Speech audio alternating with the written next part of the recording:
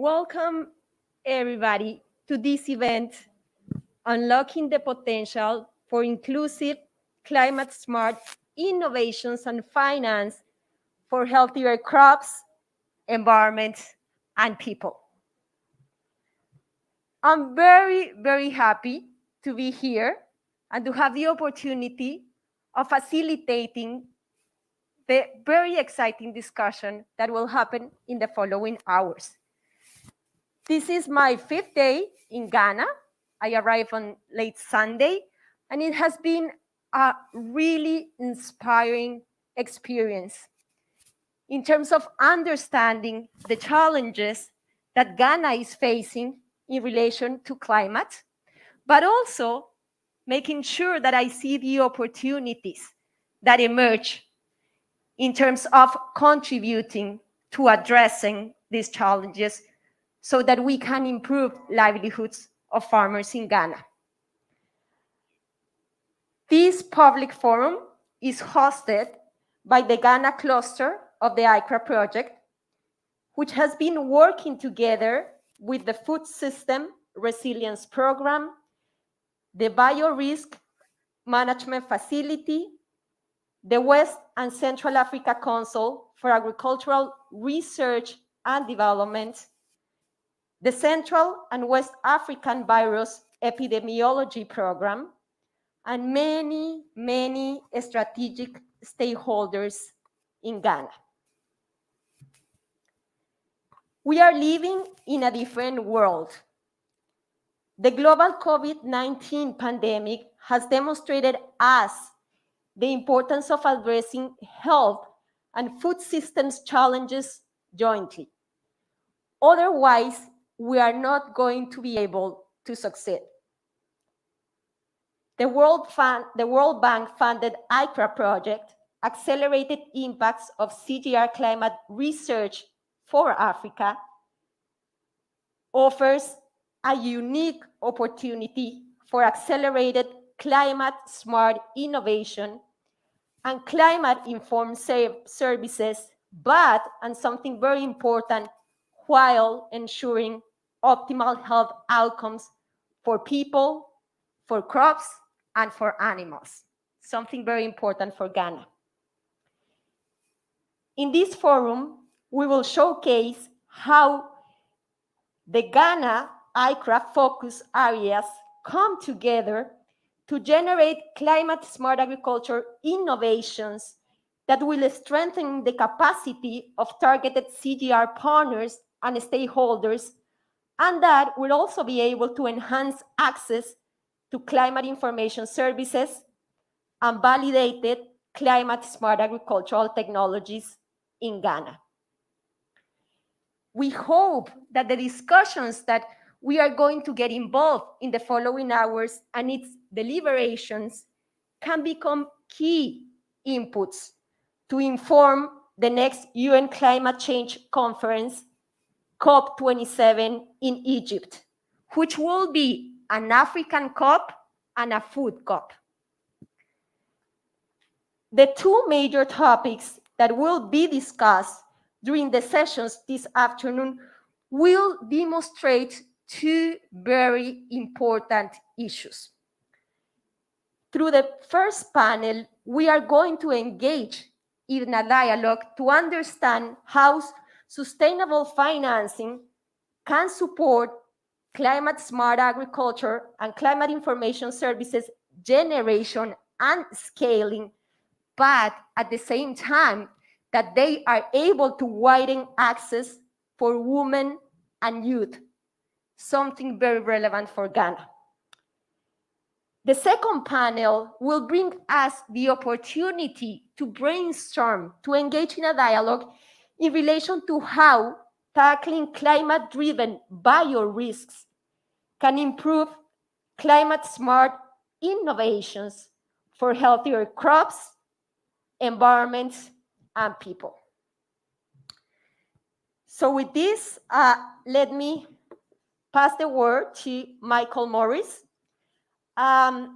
Michael has been a very important person in this process of putting together the elements for implementing and scaling climate smart agriculture and climate information services through the AICCRA project. Michael was there from the very beginning, from the ideation of this project. And somehow I could say that Michael was the father of AICCRA. And we are very grateful for having the opportunity to work with him in this project. He was supposed to be here with us all these 5 days, but given some late circumstances, he was not able, but he's joining virtually. We are very glad for that. Michael is lead agricultural economist at the World Bank. Michael, the floor is yours. Thank you very much, Ana Maria. Can you hear me? We can hear you very well. Okay, wonderful. Distinguished guests, development partners, AICCRA colleagues, ladies and gentlemen, it's really my great pleasure as a member of the World Bank team supporting the AICCRA project to welcome you to this public forum and say a few words. I wish I could be there with you in person, but as Ana Maria has just explained, unfortunately, I had an unexpected encounter with COVID while traveling to Ghana, so I'm having to connect remotely today. We have a very exciting program ahead of us, and I don't want to take up a lot of time, so I'll be brief. Let me make 4 points. The first point I want to make is that sub-Saharan Africa faces a daunting food security challenge. Agriculture is central to the livelihoods of millions of Africans, yet far too many agriculture-dependent households in Africa remain food insecure and malnourished. The number of undernourished people in Africa rose from about 210 million in 2010 to an estimated 282 million in 2020. And these numbers have been made worse by the COVID pandemic, and they're likely to be further exacerbated by the tightening in global food supplies that we're already seeing as a result of the conflict in Ukraine. By the end of 2022, it's possible that 100 million people across the region will be facing crisis levels of acute food insecurity.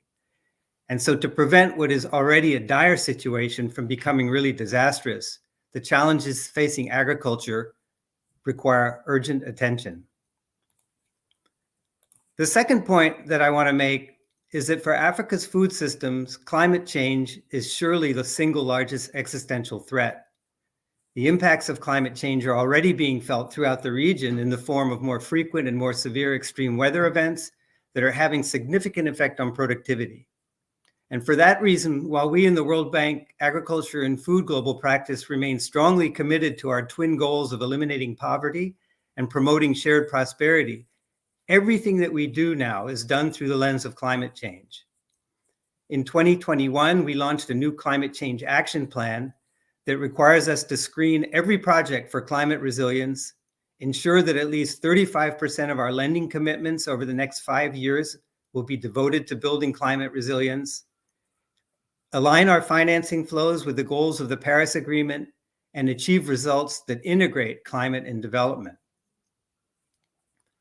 Our recent lending has generated almost 60% of climate co-benefits, making the World Bank the largest provider of development finance for climate smart agriculture in the world, and we're very proud of that. The third point I want to make is that successfully addressing the threat posed by climate change will require innovation. And in that context, the World Bank sees no better way to support innovation than by investing in the CGIAR and its partners. For those who may not know, CGIAR is a global network of international agricultural research centers that partner with regional and national organizations to develop and validate innovations for actors throughout the food system. Many of you will be familiar with the CG centers that are headquartered in Africa, including the International Institute for Tropical Agriculture in Ibadan, Africa Rice in Bouake, and the International Livestock Research Institute in Nairobi. But of course, many of the other centers have offices and research facilities throughout the region. The World Bank has long supported CGIAR. For more than 50 years, we've been a regular funder, and we've participated actively in the governance of the system because we feel resources investing in CGIAR are leveraged through partnerships with regional and local partners in ways that can bring enormous benefits to partners and farmers and livestock keepers whom we all want to serve. The fourth and final point that I'd like to make today is that the World Bank is delighted to be supporting the AICCRA project that brings us together for this event. For those of you who may not have managed to decode the acronym, AICCRA stands for Accelerating the Impacts of CGIAR Climate Research for Africa. And very briefly, the AICCRA project is being supported with a grant from the World Bank Group's regional IDA window in the amount of $60 million dispersed over 3 years. And the objective of the project is to strengthen the capacity of targeted CGIAR partners and stakeholders, and to enhance access to climate information services and validated climate-smart agriculture technologies throughout Africa. Very briefly, the project has 3 major components. The first component is really about research, about knowledge generation and sharing, developing climate-informed agricultural advisory services and decision-making tools that will make farmers and those who support them better equipped to take the decisions that they need to make to deal with the increasing threats posed by climate change. The second component is all about partnerships, strengthening partnerships for delivery of climate-smart innovations in agriculture. We know that partnerships are the way to leverage all of the important knowledge that's coming out of the research programs and reach a wide audience, but partnerships require financing, they require effort, they require funding. So AICCRA is putting a big emphasis on strengthening the national and regional platforms that are so active and so effective in getting results out to end users. And finally, the third component is validating climate-smart agriculture innovations through piloting. So this is really a component that's supporting bringing research to the ground level, taking innovations that may have been developed in one place, moving them across national boundaries, moving them to new areas, and validating on the ground, on research stations, in farmers' fields, to make sure that they're adapted and suited, fit for purpose for local conditions. The activities of AICCRA are concentrated in 3 Western African countries and in 3 Eastern and Southern Africa countries. So in Western Africa, the anchor countries, Senegal, Mali, and Ghana. And in Eastern and Southern Africa, the anchor countries are Ethiopia, Kenya, and Zambia. But thanks to the many regional partnerships that AICCRA is supporting, the benefits generated in the anchor countries are expected to spill over into many other countries throughout the region. So that's really the advantage of working at the regional level with regional projects, and we're putting a lot of effort into making sure that these spillovers actually happen. During today's event, we'll hear from a series of experts who are working on the front lines in Ghana to advance the ambitious agenda that AICCRA has set for itself. By the end of the program today, I'm confident we'll all appreciate much better how researchers, extensionists, and development professionals are partnering with CG scientists to generate, validate, and scale up innovative technologies and practices that have potential to transform the lives of the millions of women and men who continue to rely on agriculture as a primary livelihood source and who need new and better ways of managing the unprecedented challenges that climate change is bringing. Thank you very much.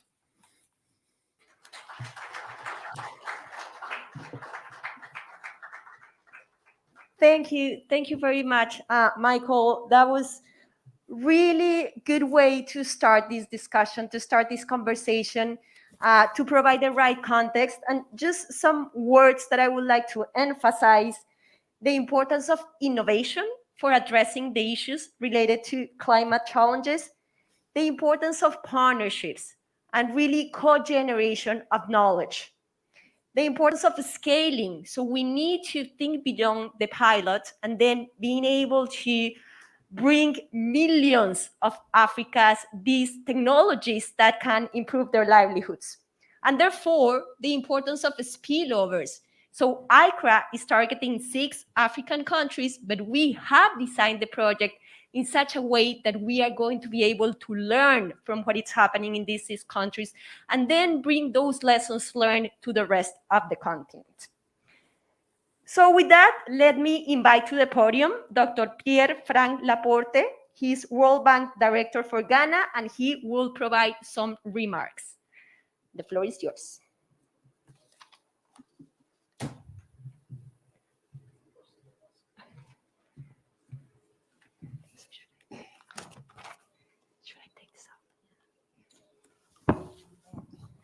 Good afternoon, everyone. I'm not sure if Honorable Minister Owusu Afriye Okoto is with us, but anyway, good afternoon to all of you, colleagues from Government of Ghana, from CJR, the media, ladies and gentlemen.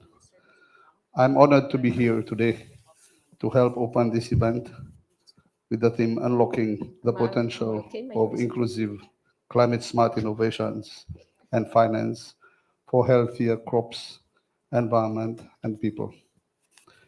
This event comes at the end of a week during which the World Bank team undertook a series of meetings in support of our target engagement with the CGIAR in Africa through the Accelerating the Impact of CIGR Research for Africa, or AICCRA project. The World Bank has long collaborated with the CGIAR and other research organizations to develop the evidence needed to better understand the linkages between climate change and food insecurity in Africa, while offering evidence-based solutions toward food systems transformation, including through climate-smart agriculture. In addition to the AICCRA regional project, which is targeting the entire subcontinent, the World Bank supports several ongoing and upcoming interventions with the Ministry of Food and Agriculture in the agriculture sector here in Ghana.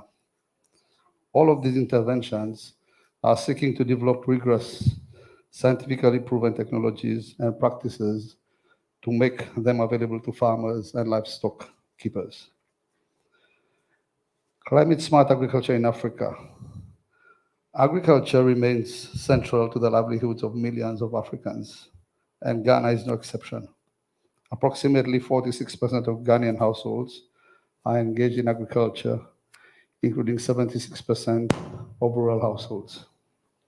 Yet, far from many agriculture-dependent Africans remain food insecure and malnourished. Global hunger has been increasing since 2014 and more rapidly in Africa than in any other region. Climate change has particularly impacted the livelihoods of African farmers and the many other actors who make up the food systems. The frequency of extreme weather events, especially droughts and floods, has increased, and the economic and human losses they cause cannot get bigger. Keep getting bigger. The north of Ghana, in particular, is especially prone to droughts, flooding, and food insecurity. So, what are we doing in investment in research and R&D? We know how important research is in agriculture. However, in Africa, research and development spending is actually declining. In recent years, spending on agricultural research in Africa has reached only 70% of the target set by the African Union. Agriculture innovation and the use of improved technology by farmers needs to increase dramatically in order to eliminate poverty, meet the rising food demand, and cope with the adverse effects of climate change. The key driver for increasing agricultural productivity and rising incomes is the adoption of innovative technologies and practices by farmers. This will enable farmers to raise yields, manage inputs more efficiently, improve the quality of their products, conserve natural resources, and adapt to climate challenges. This, however, can only be achieved with the right incentives and capabilities to develop and scale up these technologies. The urgency of these issues, the World Bank has long recognized the importance of investing in food systems and the important role that the public sector must play in supporting the development of global public goods. Recent events have shown how vulnerable food systems really are. The crisis in Ukraine is sending shockwaves through the international markets for food and also for key agricultural inputs such as fertilizer and fuel. And this has only served to highlight the importance of investing in improving the productivity and resilience of national food systems to enable them to absorb the impacts of events occurring in distant lands. The AICCRA project is ideally placed to fill the missing middle between upstream research partners and downstream development and delivery partners, with the ability here in Ghana to strengthen the resilience of the agricultural sectors to the threat posed by climate change and global food system shocks. We welcome you to collaborate with our World Bank programs here in Ghana, and we look forward to exploring more synergies in the coming months and years. I wish you success in today's event and in the future of the AICCRA partnership. Thank you very much.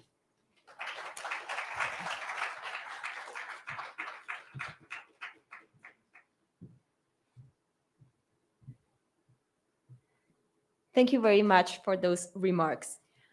So I would like to give a warm welcome to Minister Owusu Afriyi Akoto.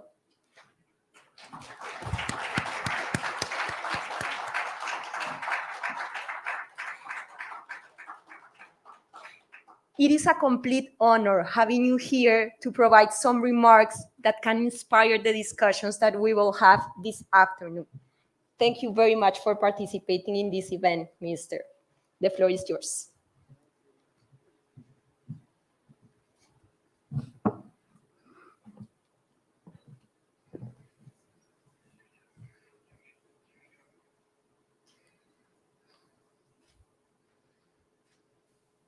The chairman for the occasion, the country director of the World Bank, Mr. Pierre, partners of the Consultative Group for International Agricultural Research, CGIAR, members of the media, distinguished ladies and gentlemen. It is my pleasure to share a few remarks with the CGIAR partners and stakeholders from the 6 countries participating in the accelerating impacts of CGIAR Climate Research for Africa, AICCRA, project funded by the World Bank. The event, Unlocking the Potential for Inclusive Climate-Smart Innovations and Finance for Healthier Crops, Environment, and People, is opportune, coming after the COP26, where once again, the world was reminded about the need to step up actions to save our planet. We have also the growing demand for food and other agricultural commodities, which cause us to substantially rely on the exploitation of resources contained in land, forest, soils, water, biodiversity, and the environment. The continuous use of these natural resources leads to climate change, environmental degradation, and biodiversity loss.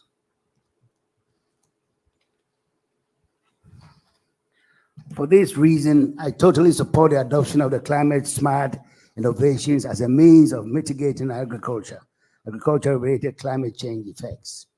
Hence, the call for international donors, as well as low and middle-income countries, to increase spending on resilient agri-food systems over the next 10 years to achieve zero hunger and other SDG goals. This objective is in order and very laudable. It is my hope that African countries which missed out on the first round of grants for adaptation projects from the UN's Green Climate Fund will make efforts to access the grant at the next call. Indeed, the agri-food system is increasingly becoming susceptible to multiple shocks. And for that matter, the processes of supplying adequate and nutritious food are seriously threatened. I would like to highlight some of these shocks. For Africa, the frequency of extreme weather events, such as severe droughts and floods, has drastically increased over the years. Climate projections show increasing temperature and decreasing rainfall. Climate change is one of the drivers of the spread and distribution shifts of pests and diseases, causing 40% of food crops loss annually. These shocks hold true for Ghana. Specifically, future projections for Ghana show increasing temperature, particularly in the north, in the range of 1.4 to 4.2 centigrades. Ghanaian farmers are already experiencing the effects of climate change, which often renders land unproductive and reduces yield of some major crops. Cocoa, which is vital to Ghana's economy, is expected to experience losses of around 3% in the short term by 2030. The losses are expected to increase to 5 to 7% by 2050. These shocks lead to rising vulnerability to climate change and thereby increasing food insecurity, already exacerbated by the COVID-19 pandemic. Indeed, agriculture remains central to the livelihood of millions of Africans, yet many African countries remain food insecure, and significant sections of their population are malnourished. Here in Ghana, approximately 46% of households are engaged in agriculture, including 76% of rural households. In Upper East and Upper West regions of Ghana, the figures go as high as 84%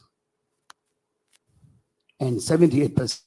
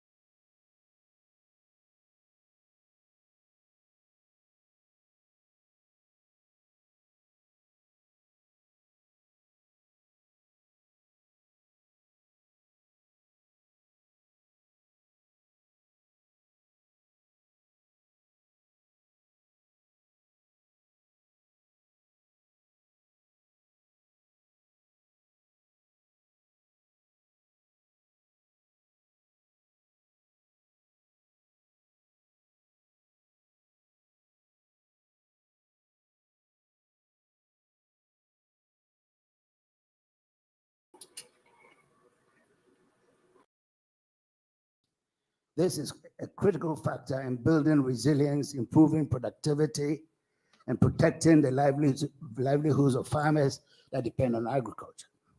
Transforming agricultural research and innovation can play a catalytic role in building climate resilience and address food security. There's high rate of return to agricultural research and development, 30 to 40% according to the World Bank report. Ghana is recognized as needing greater investments in research. In 2017, research spending accounted for about 0.7% of agricultural output. When cocoa is excluded, above the sub-Saharan average of 0.5%, but below the rates of regional leaders such as Kenya, 1.4%, and South Africa, 2%, as well as the African Union target of 1%. Strengthening the productivity and resilience of African agriculture is critical, but will depend on the ability of governments and their partners to bring science and innovation to the forefront of development agenda. Hence, the importance of initiatives such as AICCRA. Through AICCRA, the World Bank supports research and capacity building activities carried out by CGIAR centers, universities, and research systems. The goal is to enhance access to climate information services, validating climate-smart agriculture technologies in Africa, and strengthening partnerships for the delivery of climate-smart innovations in agriculture across the continent. The project focuses on bridging the gap between the generation of knowledge and climate-smart agriculture technologies and those that help farmers take them up, make use of this knowledge and technology to enhance the resilience of Africa's agriculture and food systems in the face of climate change. Therefore, AICCRA can play a vital catalytic role in strengthening and filling the missing middle in Africa's agricultural research architecture. It is my hope that AICCRA can support the transformative agenda of Ghana's Ministry of Food and Agriculture, best articulated in the Investing for Food and Jobs initiative, which is being implemented on the ground through flagship programs such as Planting for Food and Jobs with its 5 modules, One Village, One Dam, and One District, One Factory. I would like to conclude, ladies and gentlemen, by thanking the World Bank for their support to the AICCRA project and CGIAR more broadly as the world's largest research partnership for agriculture and food security. With these remarks, I hereby declare the forum open and wish you all a fruitful deliberation. Thank you very much.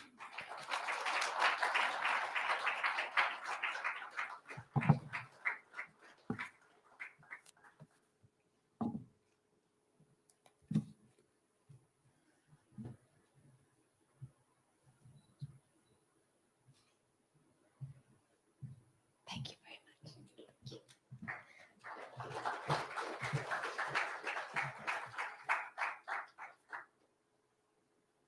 Thank you very much, Minister, for those inspiring remarks. And thank you for letting us work with you in order to improve the livelihoods of farmers in Africa. So with that, let's go to our first panel. The topic of this conversation will evolve around sustainable financing, climate action, and food systems transformation. But the key component that we want to include in this discussion is how this sustainable financing can widen access for women and youth. So this gender inclusion, very, very important dimension to include.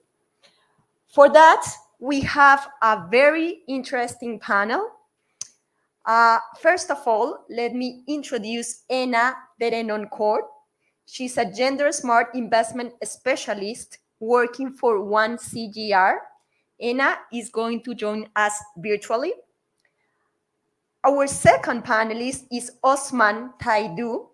He's lecturer at the University of Development Studies, and it's also part of the Ghana AICCRA cluster. And finally, our third panelist is Martin Narty. He represents the private sector in this panel, so we'll bring this perspective to the discussion. And he's an agro dealer working for New Age Agric. So with that, let's start by listening to Ena's presentation.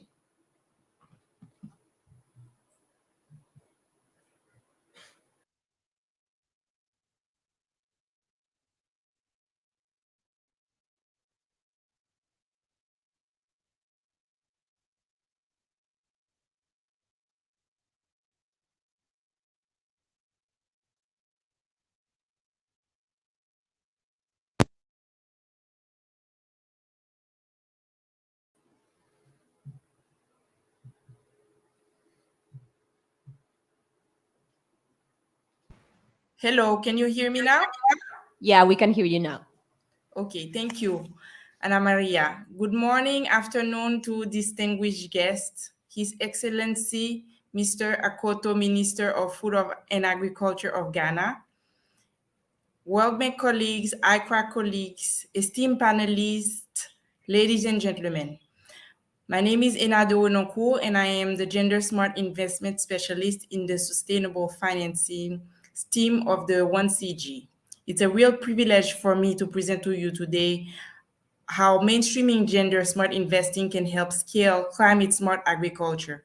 This is a subject dear to my heart as I have been a women entrepreneur myself and understand the challenges they face when accessing finance. Climate change is more than a threat, it's an economic reality, and inclusive financial approaches can help increase resilience to climate change, especially for women. Next slide, please. So we will look at the gender gap in Ghana's agriculture, the role of women SMEs in adaptation to climate change, what is gender smart financing, the roadmap to mainstreaming gender smart financing to scale CSA, and gender smart investing in the Ghanaian context. Next slide, please. So in Ghana, women constitute more than 46% of the agricultural labor force. Due to cultural norms, they traditionally participate in value chains such as groundnuts, legumes, roots, with limited participation in cash crops such as cocoa. They also are constrained in the amount of time they can spend in productive activities because of their domestic and reproductive responsibilities. Women in Ghana also have equal access to information, resources such as inputs, credits, land, less than their male counterparts. These constraints lead to a 20 to 30% productivity gap in the yield between men and women farmers. One thing to note that is this gap is expected to be exacerbated by climate change because of women's lower adaptive capacity. However, on a good note, if measures are taken to reduce this gap in Ghana, it could lead to an increase of 4% in agricultural output and a reduction of hunger by more than 17%. Next slide, please. Women in Ghana are extremely enterprising. 42% of small and medium SMEs are women-owned in Ghana. They specialize in trading, early aggregation, and small-scale marketing operations. However, certain value chains are dominated by market queens in certain areas. However, the operations rarely ever scale because of the financing options available. This is a market failure because we know that when women engage in climate smart agriculture, it ensures adoption and long-term sustainability. Women have the indigenous knowledge so crucial for adaptation to climate change. Women entrepreneurs, on the other hand, are well integrated within their community and create opportunities for other women. Higher income for women benefits the family, the community, and society, as women invest a larger share of their income in education, healthcare, all important in reducing vulnerability to climate change. Next slide, please. One of the tools that can be used in the fight for gender equality is gender smart investing. Since finance is a huge lever, it can influence the power dynamics to tip the existing imbalances in favor of women.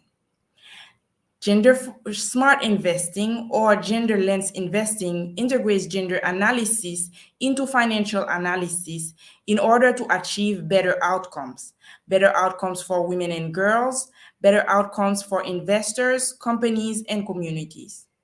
Gender diversity has been proven to boost business performance and returns to shareholders, particularly in gender-balanced boards and senior leadership teams.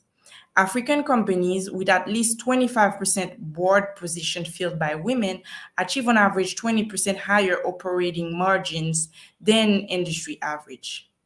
The investors and banks look at companies through a gender lens throughout the investment process across these 4 gender dimensions: ownership, access to capital to women, addressing the gender capital gap that is 42 billion right now in Africa; management, women in leadership and decision-making position; workplace and policies that promote hiring women and also create a safe space, a safe working environment that women can be valued and thrive in; and business models that offers goods and services that address the need of women.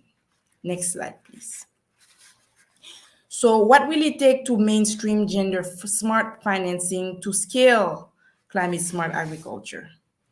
First, capacity building to address the knowledge gaps in gender issues and CSA. Yes, thank you. So I would add also hiring women too, as women bankers are 2 times more likely to trust and extend financing to fellow women. Capacity building also for the farmers and the agri-entrepreneurs to increase their investment and financing readiness. Secondly, pipeline building and intermediation to address the low deal flow in the sector. stimulate scalable, sustainable businesses led by women through partnerships with women cooperatives, business networks, and incubators.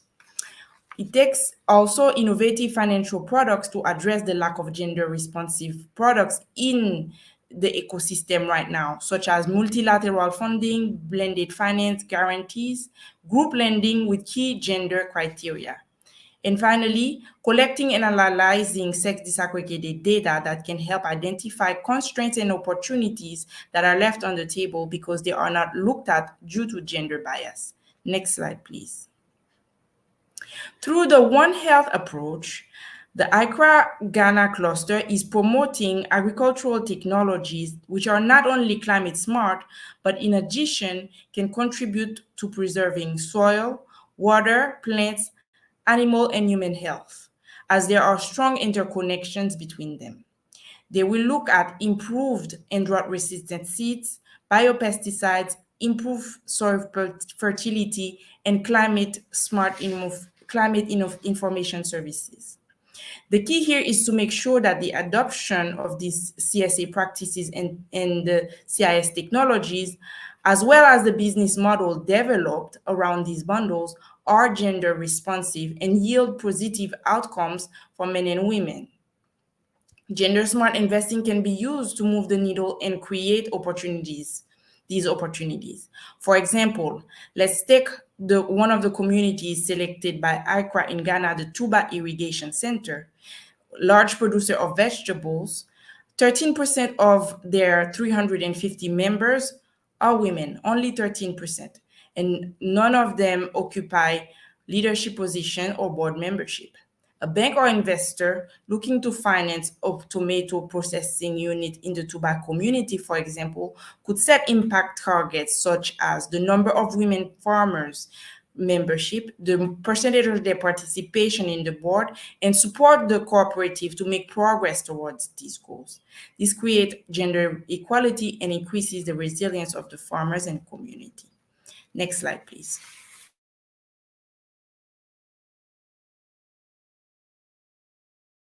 Investing in Ghana, supporting smallholder farmers, startups, SMEs, and corporates. What they have in common is that they have a clear commitment to gender equality. They develop partnerships to leverage capital and knowledge essential for faster collective action, and they provide non-financial services such as capacity building.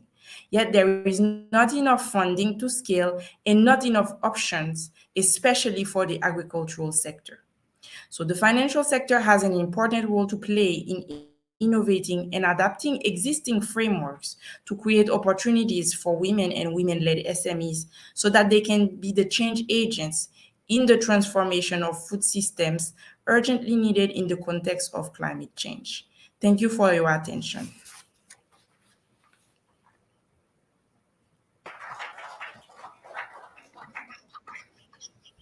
Thank you very much, Anna, for that intervention. I'm very happy to see that we are moving from just collecting information. You said one of the things that we need to continue doing is collecting and analyzing gender disaggregated data. And we have been doing that for a while in the CGR. We need to do more on that because we need to understand better the issues related to gender and social inclusion. But I'm so happy to see that finally we are moving beyond just understanding and disaggregated this information, and we are being more active in terms of how we can really generate impact, considering this gender and social inclusion dimension. So really understanding this pipeline, you mentioned the importance of building this pipeline, understanding how women can lead these incubators, these business models. I think that this is really what we need to focus. We need to see action. We need to continue developing knowledge, understanding data, but we need to be able to link that data to a specific action. We need to address these gender gaps. So I'm so happy to see how, and this is coming from somebody that has been working for the CGR for the past 8 years, we are really moving into action in terms of gender and social inclusion. So with that, let me give the word to Osman. Osman, it's going to talk about how in Ghana we have been able to prioritize this climate smart agriculture plus climate information services, bundling, putting them together with a focus on vegetables, which is really refreshing for the CGR. Being able to work with vegetables is something that I think that it was a depth that the CGR had with the world. So I'm very happy to see this work. The floor is yours. Okay. Thank you very much. And I duly acknowledge the presence of the distinguished personalities, all AICCRA Ghana partners, and other key stakeholders within this forum. So my name once again is Osman Damba, the lead in terms of AICCRA Ghana CSA technology identification and upscaling, as well as capacity development. In fact, over the past years, AICCRA Ghana has realized the fact that sustainable financing hinges on effective prioritization and bundling processes. To an extent that bundling processes will actually bring out the real products for financing at the investor level and for a demand-driven and productive services at the smallholder farmer level. Hence, today's presentation on Ghana's CSA CIS bundling prioritization processes approach potential products for business models co-creation, including premium quality vegetables. And for AICCRA Ghana, our premium quality vegetables lies heavily on tomato and the pepper value chains. Is it working?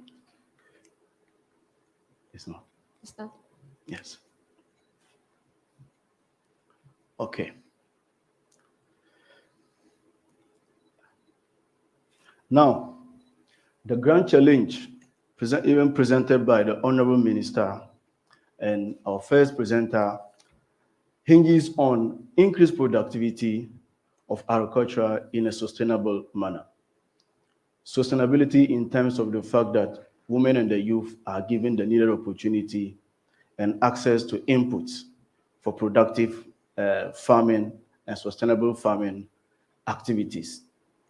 But over the years, the focus has always been on productivity alone.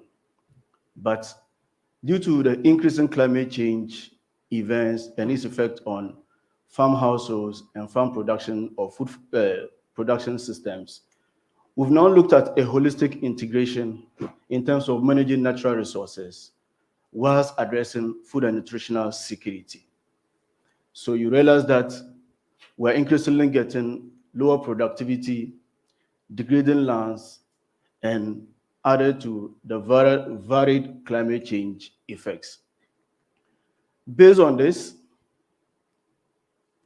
the AICCRA Ghana identified 6 intervention regions.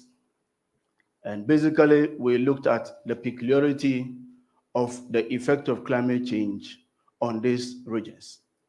And added to the fact that we are concentrating on the AICCRA value chain commodities.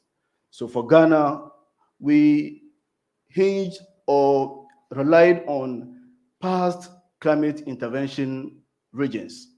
So we had the case of the Upper West, which went through the CCAV's intervention. We had the case of Northern region. We had the case of the Upper East region due to the issues of transborder trade in respect of the tomato value chain. We had the case of the Central region for the pepper value chain, that is specifically the Tuba community. We had the case of the Greater Accra region, and we had the case of the Bono region in terms of maize, or serving as a breadbasket enclave of Ghana. And based on this, we kept our emphasis on these commodities. As we can see beautifully, the maize, the cowpea, which is a gender-sensitive commodity, the yam, the sweet potato, tomato itself, as well as pepper. Then, as AICCRA, on the mandate of AICCRA, which is not trying to reinvent the wheel, we looked at the common and cross-cutting climate smart, climate information service practices and technologies, which corresponds to each of these commodities. And based on this, we went on a CAC, CIS practice or technology identification process. We gave the opportunity to cross manner of actors within the various commodity value chains, even within the regions. And in all, we came out with about 22 climate smart climate information service practices and technologies. And within 22, we gave the opportunity of sorting it out in terms of geographical regions or implementation regions, as well as the commodity value chains. But as we are all aware, we cannot apply all these 22 climate smart agriculture practices and climate information processes or services within the various value chains. So we went through the prioritization process in terms of how it achieves climate smartness, how it is gender and socially inclusive, how it addresses issues of One Health, which is the ultimate, how it is end user friendliness within an enabling environment. Based on this, we arrived at the top 5 CAC CIS practices for each commodities, and that led us to the product identification. And what is so unique in terms of product identification is the fact that seed is an issue. Organic amendment to soil is an issue. Biopesticides, as well as seasonal weather climate information was a cross-cutting issue with respect to all these top 5 for each commodity. Based on this, we now asked ourselves, what are the opportunities for sustainable financing and matching opportunities? Then we looked at within the environment and in the implementation areas.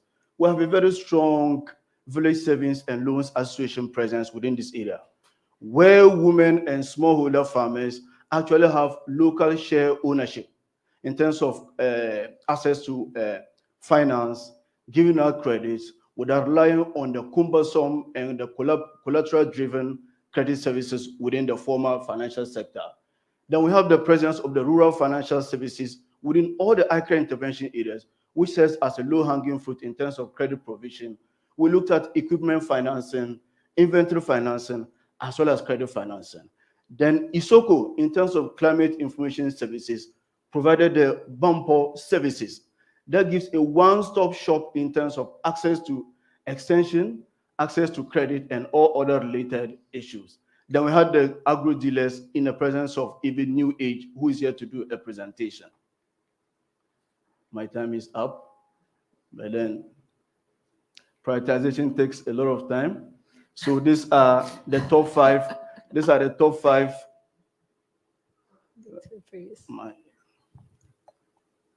So these are the top 5 for each of the commodities.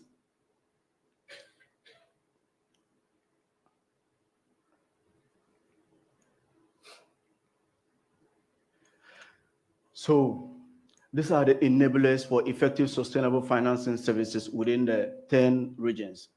A well-functioning farmer-based and cooperative system, as you observe in the Tuba communities, very strong in the Navrongo areas, very strong in Dazuri, the climate smart villages, a strong repository of past and present CAC, CIS interventions, examples, the CCAVs and climate smart villages, which serves as a low-hanging fruit for scalability and easy entry into communities.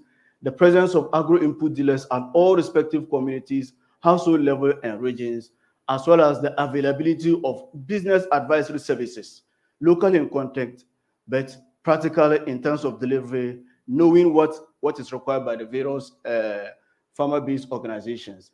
And the fact that we have strong local governance presence to facilitate access to national-driven programs.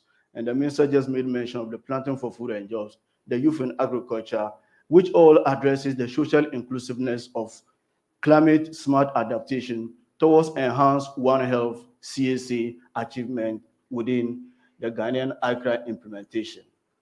So by this, I say a big thank you and on standby for further discussions. Thank you very much, Osman. That was Yes. a really nice presentation. Really nice to see how we are still using all that knowledge that was produced through the CGR research program on climate change, agriculture, and food security, AICCRA. So Yes. really good that we are using all that. Yes. And really nice to see how we are really embedding the gender and social inclusion dimension into these prioritization processes. No, it's not just talking blah blah blah that we are serious about gender. It's really it's a variable that it's part of this prioritization. If we are deciding what are those technologies that we want to work on a scale, gender needs to be a relevant variable in terms of making that decision. And really nice to see partnerships. So it's not anymore just scientists doing their analysis. They are doing this analysis in a co-generation way of doing things where we are inviting ESOCO, the Rural Financial Services. This is the way to go. We cannot expect that our technologies are adopted massively if we don't include the realities of the users that are going to be adopting those. So thank you very much for that. Let's move to Martin. And this is very important because the private sector is fundamental for scaling these technologies. And the fact that we have good climate information also needs that for this to be useful, we need delivery of quality inputs that can respond to this climate information. So Martin, the floor is yours. Go ahead. Thank you. Yeah, so basically, as rightly said, my name is Martin Nate, an agribusiness practitioner and the general manager for New Age Agri Solutions Limited. Today, I'm here representing the private sector partners to AICCRA, and I'm presenting on the topic accelerating the delivery of quality inputs. Truthfully, a comprehensive discussion of this topic will actually take quite a while, but I'll try so hard to make it as concise as possible and touch on the various major points. We from the private sector would want to tackle this very topic from 6 angles.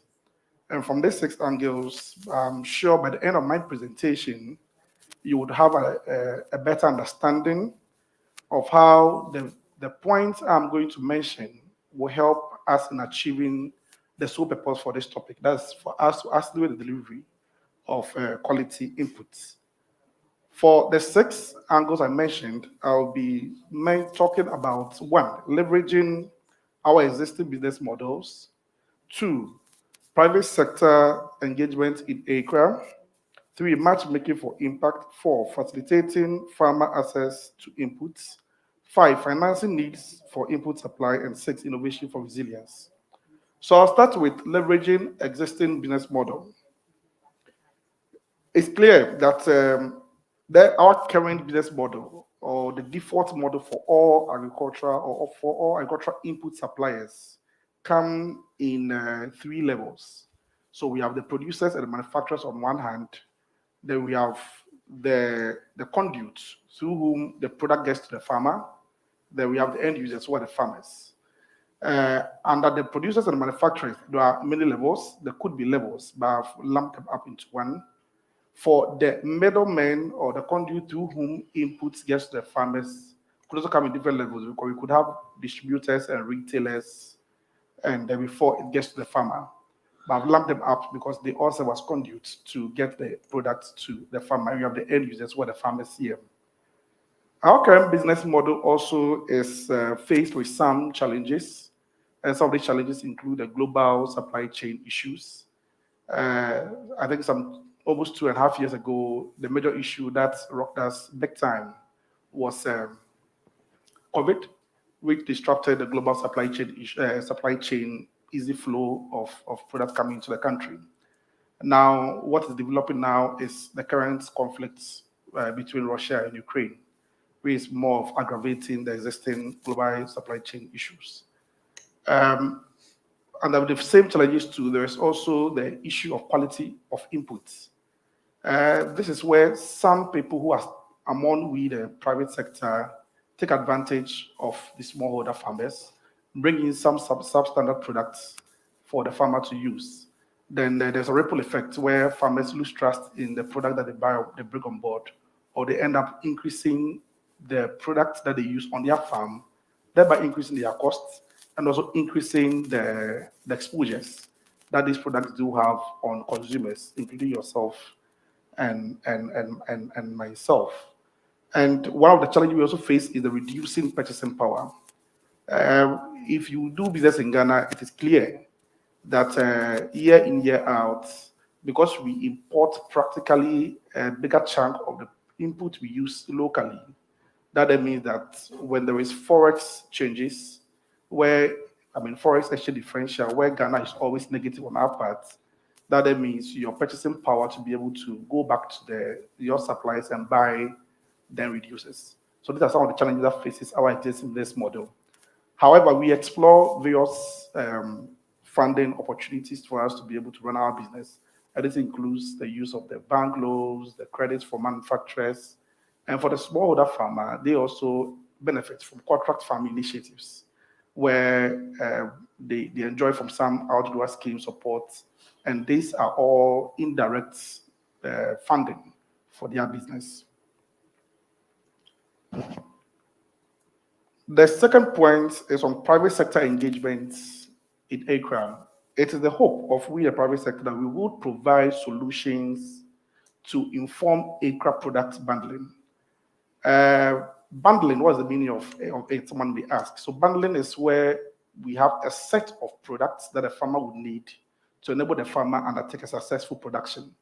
Some, where I work in New Age, we call it protocols. Others call it recipes, just like the various ingredients we put into making the food whole. So for the sake of this conversation, we'll limit it to bundling.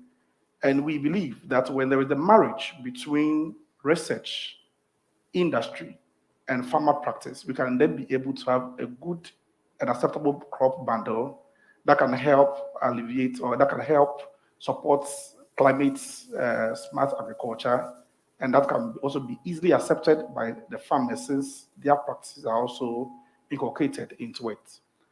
But however, these bundles that we are proposing needs to respect social and cultural norms, needs to assure and ensure availability, accessibility, and affordability of the inputs. And at the end of the day, you need to safeguard the water, the soil, the environment to the point of consumption, that's the produce, since animals and humans are the direct beneficiaries of all farming inputs. For farmers to have continuous access to inputs, and by inputs, I'm referring to improved seeds, fertilizer and crop protection, machinery and irrigation systems, as well as the knowledge for them to be able to undertake this production. We are of the belief that AICCRA could be incorporated in our existing bundle, our existing business model, and support the model.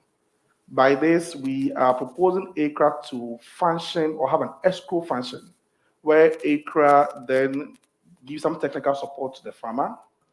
However, and in addition to that, serve as a worthy arbiter to ensure support that comes from private sector to farmers is kind of protected, so that the farmer gets the right product for which he's paying for, and the private sector also gets the right products or the right price for the products for which they are giving to the farmer. My next point is on matchmaking for impact. We of the private sector are of the belief that we can effectively address demands through knowledge sharing, where with the knowledge sharing between the farmers and the input dealers. And by this, I mean we can then be able to appreciate what the farmers go through, so we can be able to provide solutions for them. And the farmers should also have information on what or other innovations and technologies which are available for them to also be able to tap into it for the best of, to improve their livelihood when it comes to the farming. By so doing, we can then be able to explore the various unique new markets that will come up from this arrangement. However, in all of these things, we need to safeguard the soil, the water, the air, we the humans, and animals. My fourth point, the first point will be touching on facilitating farmers' access to inputs. From this angle, the private sector currently facilitates farmers' access to inputs in three ways. First, logistically, two, financially, and three, through incentives. Logistically, I call one of the ways of getting farmers to have access to their inputs, the last mile distribution. This is where we, the suppliers, directly supply the input to the farmer. And then with this last mile distribution, that means the farmer gets the products in the right states, at the right time for their production. This kind of distribution usually works when it comes in bulk. So commercial farmers, those who buy in bulk in the form of group, farm-based organizations, they enjoy this kind of approach when it comes to being served their inputs. However, our default business model, where there is always a middleman who then pick the product in bulk and do a redistribution in pieces to the smallholder farmers, also come in play when it comes to logistically serving farmers or grant them to have the access to inputs. Financially, those who enjoy the last mile distribution usually do the direct sales. So they pay directly to the importers or producers and inputs are supplied.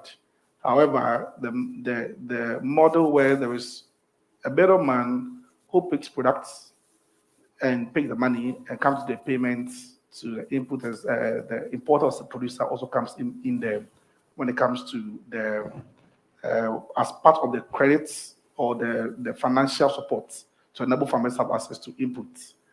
It is also worthy to note that these middlemen sometimes could be able to enjoy some credits from the producer and importer, and the farmers can also then, also enjoy those credits from them.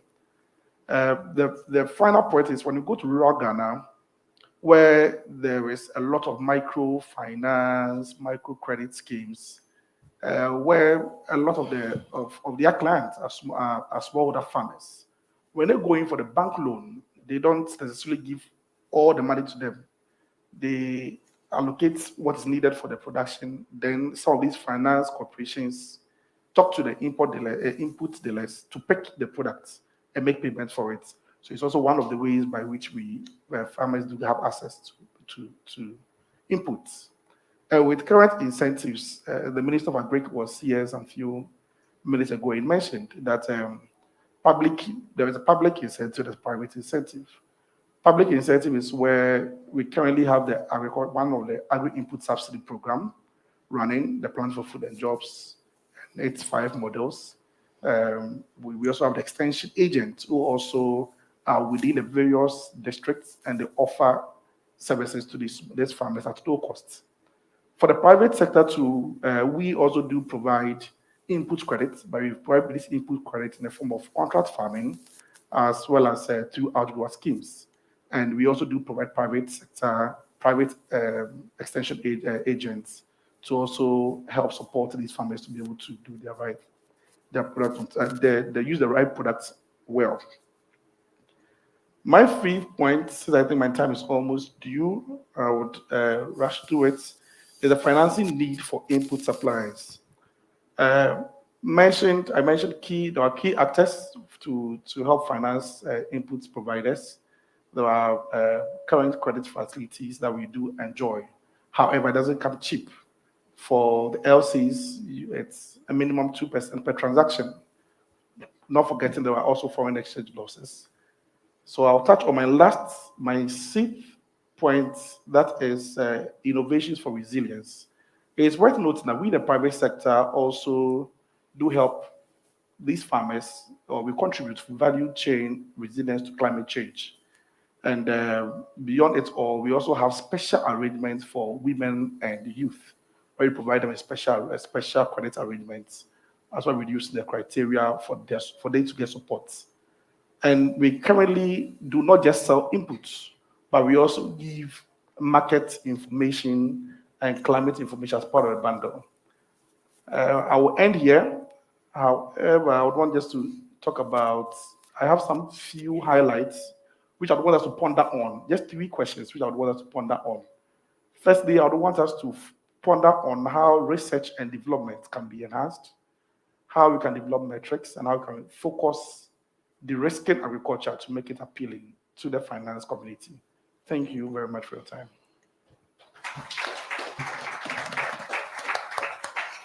Thank you very much for that presentation, Martin, and thank you for providing us some homework in relation to key questions that we need to address. So I really like the way that you put this bundling as the ingredients for this successful or delicious recipe that it's going to help farmers to be well prepared to address climate challenges. And it's putting together research, you mentioned research, industry, farming practices, but also something that I would like to highlight, you mentioned the importance of knowledge sharing, and really from the private sector perspective, understanding what the farmers go through. And this includes also this gender and social inclusion. We need to understand these challenges so that we can provide solutions that respond to realities. So with that, let me open the floor for some questions. And we don't have much time, but we have time for one question coming from the audience here, and we have one question coming online. And please, for the people that are following online, if you could go through your YouTube or LinkedIn channel and then just write down your questions, and Reese will take care of that. So we're going to address one question here and one question online, and then we'll go to a break.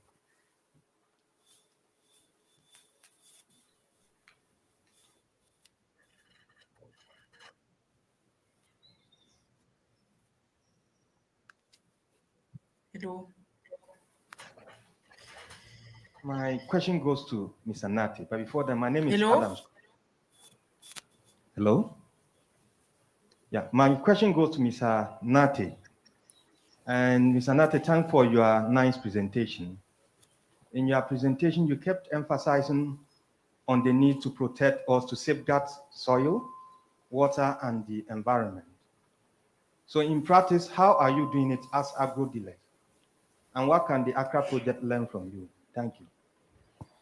Okay, so yes, it's key and critical for us to know that it's a soil that will continuously give livelihood to the smallholder farmer who then come back to buy from your end.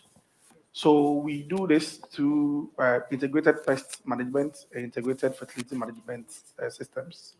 We, some of us in private sector, do engage these farmers annually or pre-season and post-season to ensure that they are able to use the product well, and they're able to dispose of the how do I say it, the byproducts well, because it comes in 2 ways. It's not just the content of the product with which they buy that's the issue, but how they also dispose of the packaging also then has an environmental issue or affects the water bodies around.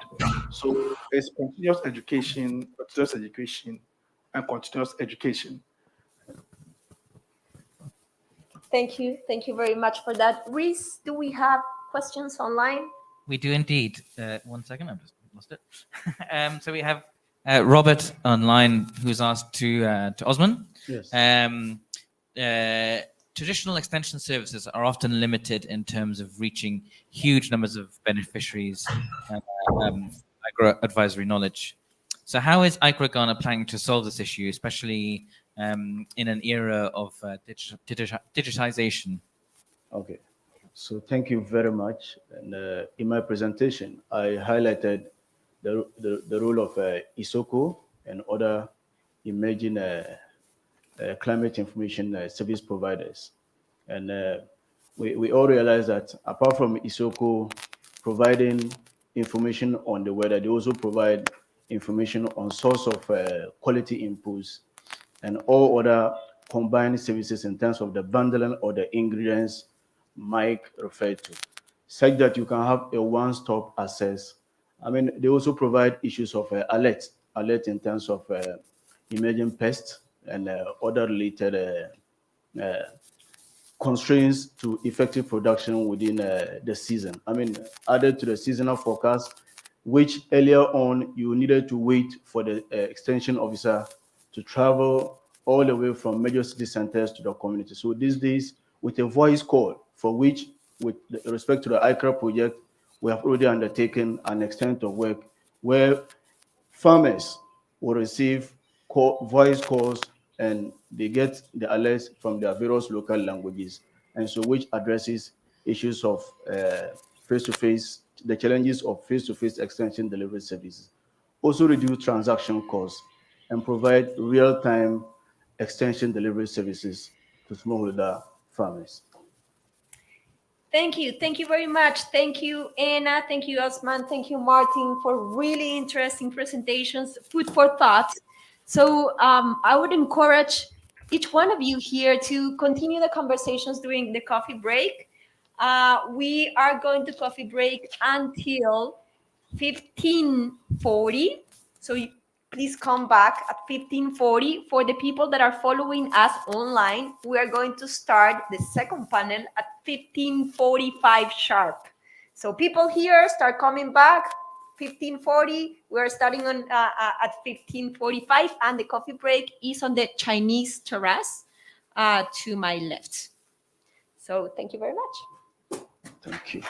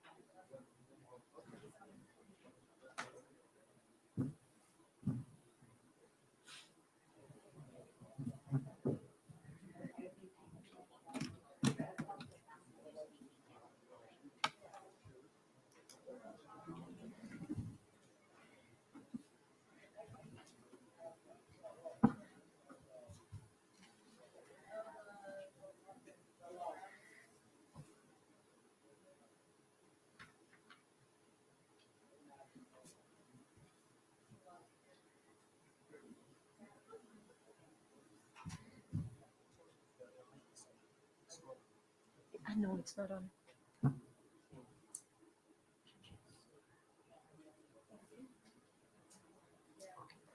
Okay. It's on? It's on? Yeah?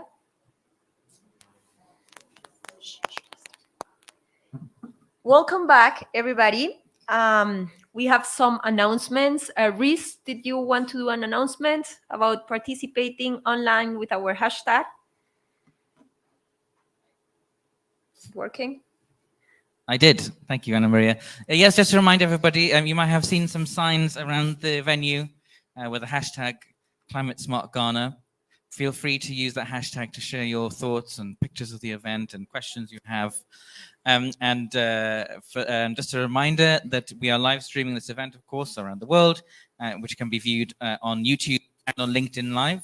So if you go to the YouTube stream or the LinkedIn live stream on the AICCRA LinkedIn profile, you can just put a question in the chat box underneath and it'll automatically get fed through to the live stream online. So we'll see everybody's questions and you might have seen them popping up on the screen from time to time.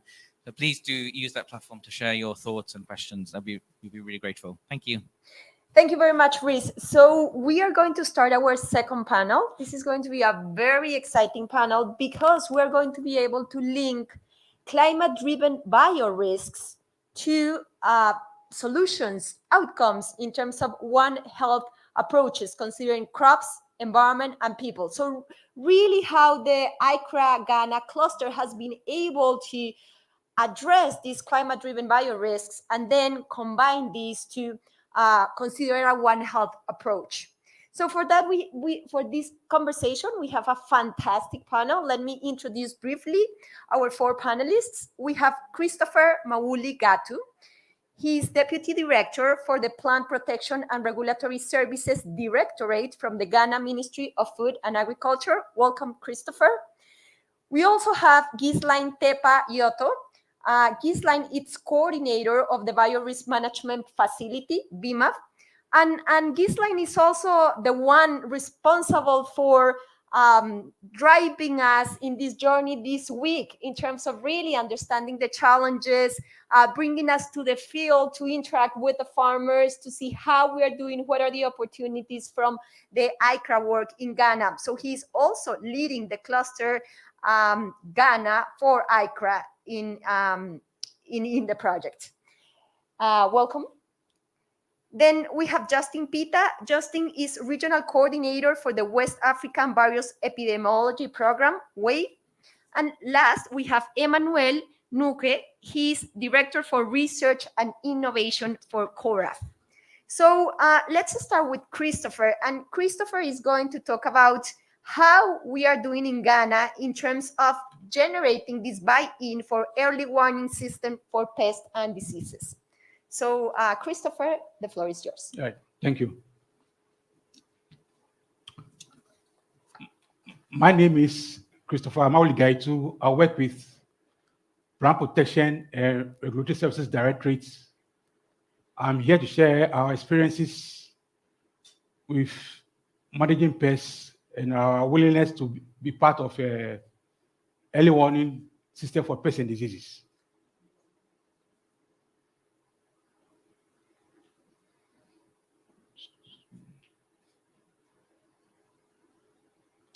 Now, over the years, Ghana has had pest introductions, which have caused a lot of damage to our economy and created loss of incomes, loss of markets, etc. Now, currently, we are under threat of introductions of other pests and diseases, including cassava brown streak disease, banana batchy top disease. Then we have Diaphorina citra. This is a vector of citrus greening, a very serious disease of citrus. We also have a threat of pink hibiscus mealybug, Macronellicoccus hirsutus, which has a wide host range, especially okra, cotton, cowpea, soybean, etc. And also urban species, otherwise known as boom rip, which is a serious root parasite of vegetables. Now, this issue of pest introductions have been exacerbated by the global trade and people traveling, weak phytosanitary systems, and also climate change.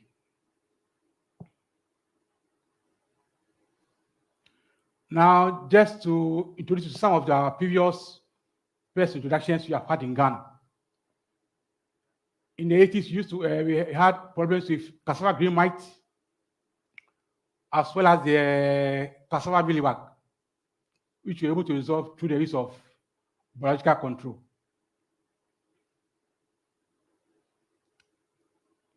Then we also had challenges with papaya mealybug, which gave us a lot of problems until we were able to use biological control to manage it. And currently, we are still dealing with the mango bacterial black spot, which is making farmers to spend a lot to go to manage their orchards so that they can get fruits which they can sell. Then we also have fruit fly, Battosera dorsalis, which came to Ghana around 2007, and we have been dealing with it till date. We also have had the fall armyworm, and we are still dealing with it. Now it's now becoming endemic, so it's something you have to deal with it from year to year. We've also had the larger grain borer, and this is a post-harvest pest of stored maize and dried cassava chips.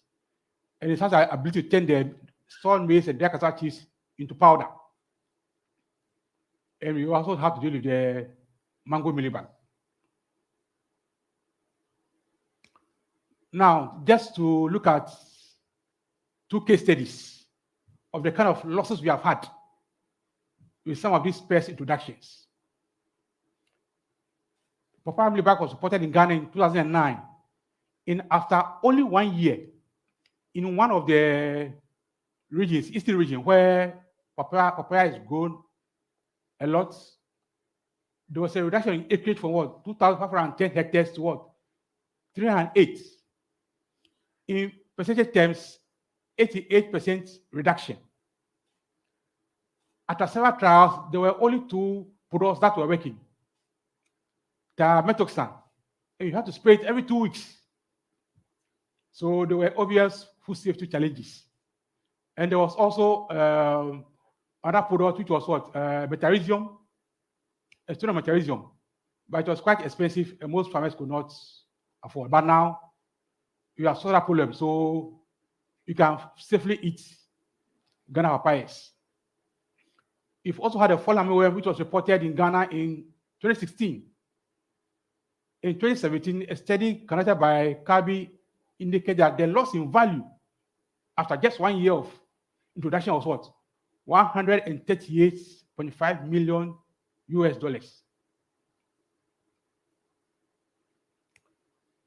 So based on our experiences, we are interested in being part of any regional pest and disease early warning system. This is especially important in the case of migratory pests. This is because early warning systems enhance detection, rapid response, and management. other advantages include at least countries get some notice to able to mobilize resources to be able to deal with what is coming. And also awareness creation can be created on the pest for the stakeholders. And it also helps us towards safeguard food security.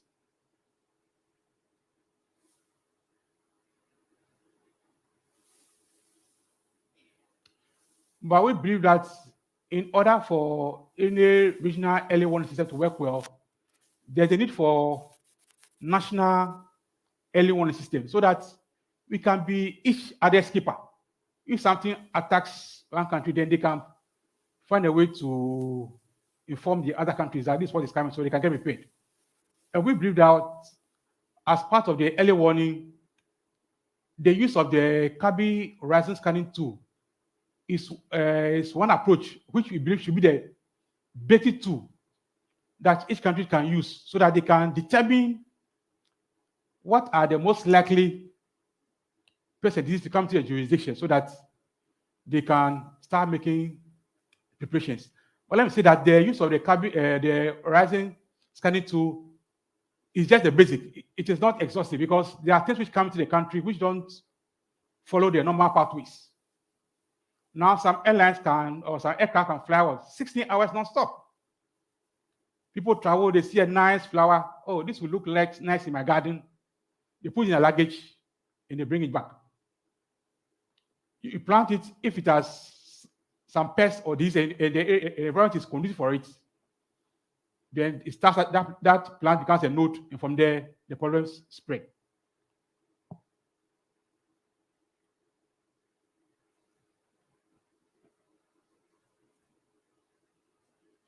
So, in conclusion, we as a country, we are looking forward for the early warning system, which we expect to enable us to perform better with regard to pest and disease introductions. And we are grateful to our partners, including Kabi, IITA, and FAO, that in the past and even now have been alerting us to what possible pest introduction so that we can start putting things in place. Thank you very much for your attention.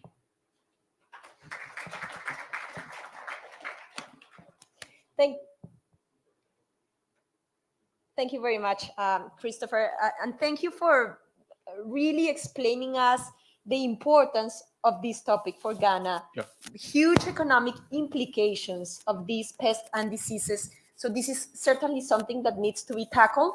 And I would like to highlight also what you mentioned in relation to these regional early warning systems for pests and diseases, but that we need to start at the national level and understand how can we promote these early warning systems. And this, I want to highlight this because this connection between what is happening at the national level and how from there we can build to the regional level and then back to get those lessons learned and improve implementation of these systems on the national level is something that it's very much in the heart of what AICCRA wants to do in Africa. So thank you for your remarks. With that, let me go to Ghislaine Tepa Joto, and Ghislaine is going to talk about the BMAF agenda, considering this One Health concept and how does it relate to the work that we are doing in Ghana, AICCRA. Okay. Ghislaine, the floor is yours. Thank you very much, Anna Maria. As we are here in this room, we have participation of farmers from the Tuba community. If you can please raise your hand so that we appreciate your participation to this conversation. So this is how we want it. We want farmers to be part of the discussions and be part of the decision as well. So having said that, last Wednesday we were in the field, we visited the Tuba community, and there was a question that was coming from the audience, how you guys farmers are affected by climate change on your farming systems. And there was a lady actually a woman group leader that offered to answer the question, and she said, we are increasingly affected by insect species that is causing a lot of damage into our farming systems. These are the organisms that we didn't know before, but that frequently are occurring in our farming systems. So just to add to what Christopher presented, this is how it looks like. These are the things that we have started seeing in farmers' fields. And there is really increasing concerns about these insect species regarding the extent of damage and consequences in yield losses that can cause. Just for your information, the two caterpillars that you are seeing there have been detected for the first time in Africa by one of the CGR center. And this was in 2016. And the outbreaks were really quite serious. So there is really room for us to move forward to a next level of discussions around how we tackle these issues. And as most of you know, one of the key drivers for these organisms, these threats to in farming system is climate change. And the consequences can be really very alerting in terms of the increasing yield losses that this is causing, pest resurgence issues, increasing establishment rates of invasive alien species, disruption of ecosystem services, and also there is a huge literature on how rising temperatures and CO2 can disrupt pheromone trapping and therefore affect monitoring and surveillance efforts. So the minister said, excuse me, that this is causing around 40% of food crop loss annually due to pests and diseases. So there is an urgency to prompt action. And as you can see in this map, let us make it really short, that in the past 20 years, dozens of invasive alien species have caused extraordinary damage into West Africa. So a collective effort is really required. If you look at the economic, the socioeconomic consequences, it is really huge across value chains and across countries in Africa. In a nutshell, look at the figures. The estimate of invasive alien species cost to Africa annually is 65.5 billion US dollars. So this is per annum. You can start thinking about how much this affects the expected contribution of agriculture to GDP. So adding to that, how much is our ability to prevent or to react to those threats? If you look at those maps, it simply says that there is a low proactive and reactive capacity in Africa to tackle issues regarding pests and diseases. But I think that there is a hope that we have started the discussions. together with the local partners.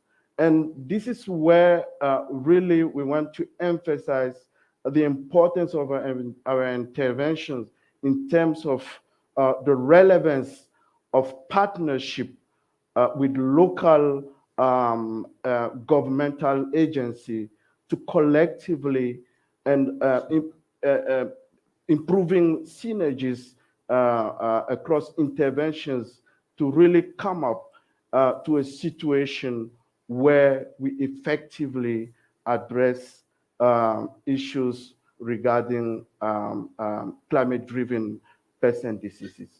So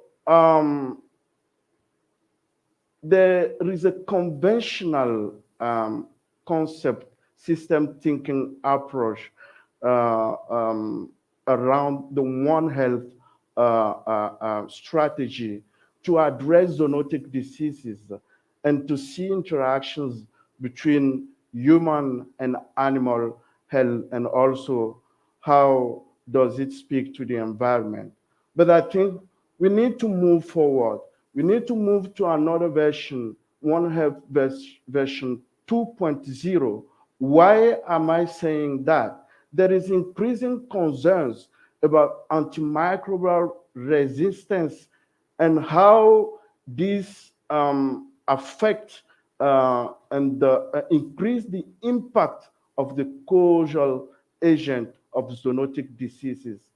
And the issue also of pesticide residues in food crops show clearly that we need to move to an improved and a much more advanced One Health approach, including plant, soil, and water health elements.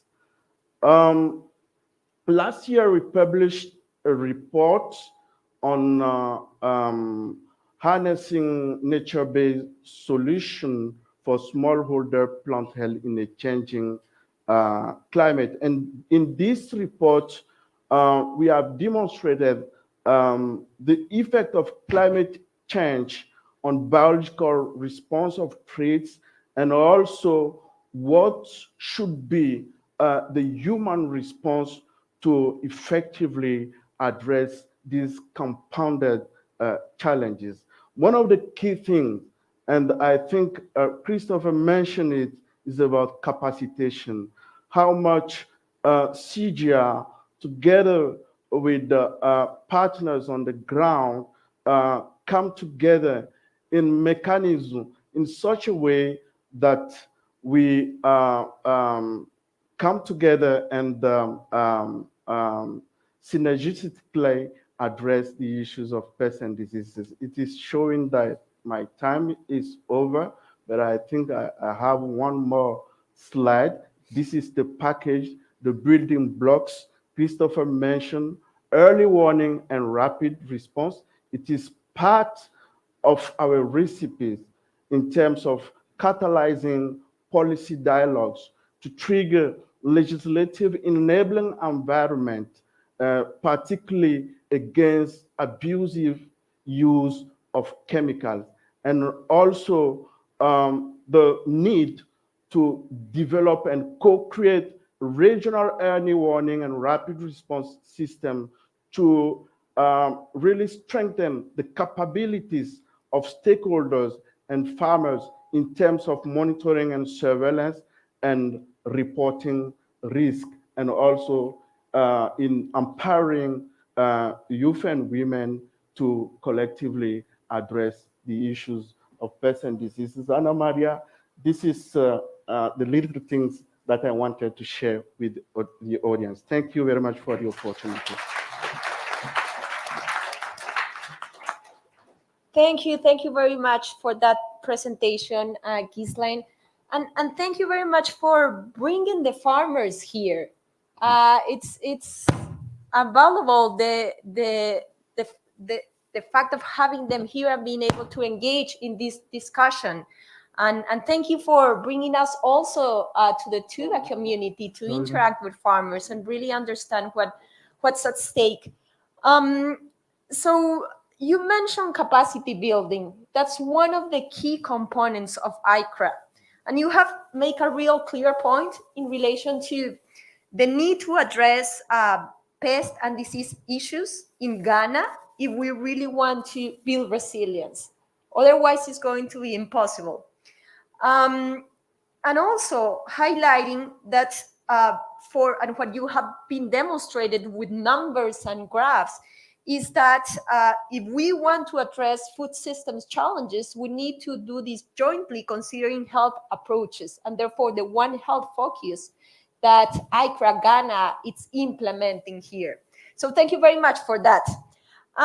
Justin, so we're going to move to your presentation, and again, this is very relevant for the AICCRA project because it's presenting through a regional lens how are we dealing with transitory plant disease management, and therefore what's the wave approach to deal with this.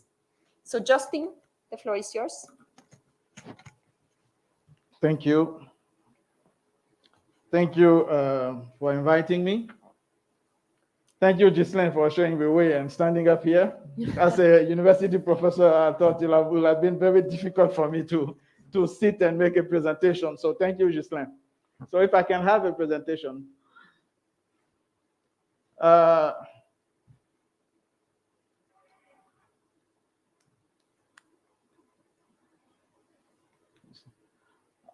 will briefly present WAVE. I say briefly because if I want to take the time to talk about WAVE, we're going to be here till tomorrow. Then I will talk about the WAVE cube. In perspective, we'll discuss what is next for the cube.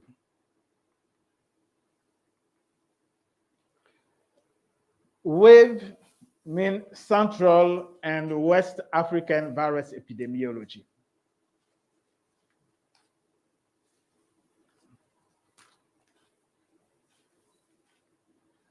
It was created by African scientists, West African scientists.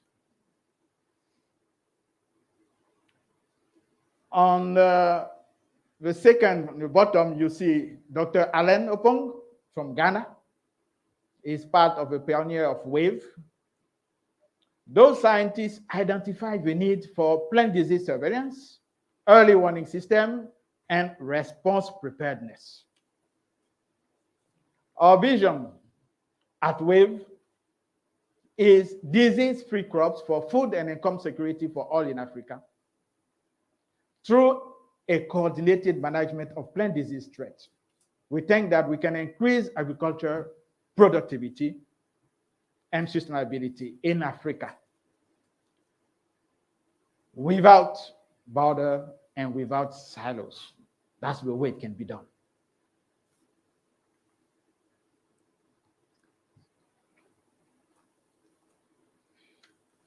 Therefore, WAVE is using a regional approach.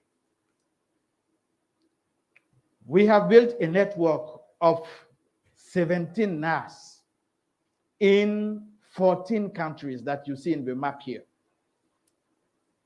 In Ghana, WAVE is based at Crop Research Institute in Kumasi.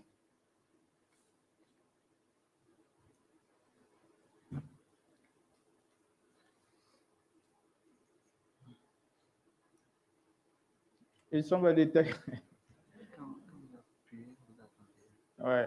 Il y a quelqu'un qui appuie là-bas aussi, je crois.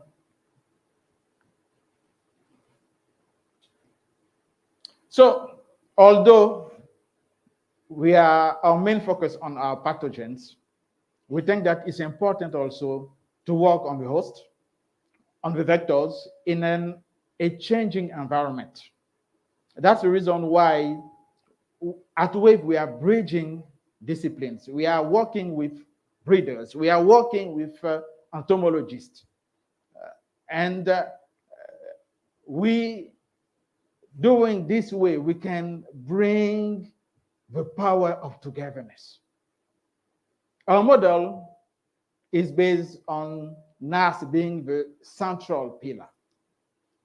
We are co-designing our work with advanced laboratories like the CGRs and delivering the product of research to the smallholder farmers, to the stakeholders, with donors like BMGF, FCDO, under the auspices of regional institutions like CORAF and ECOWAS. I'm pressing only one time and I'll see what's going to happen. In addition to the regional network that you see in the map in the center, we have built an international network with partners in the US, in Europe. Here, what I'm going to do is just highlight just once the work we are doing with Pennsylvania State University. Something is wrong here, guys. I didn't touch it. Can you go back, please, once? Please, let me do it. When I want you to click, I'll let you know. Okay, here. Just click once now. I'll let you do it there. Yeah, it's better. Click once, please.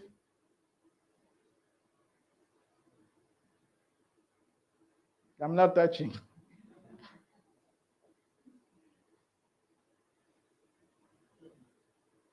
Okay. I'll go.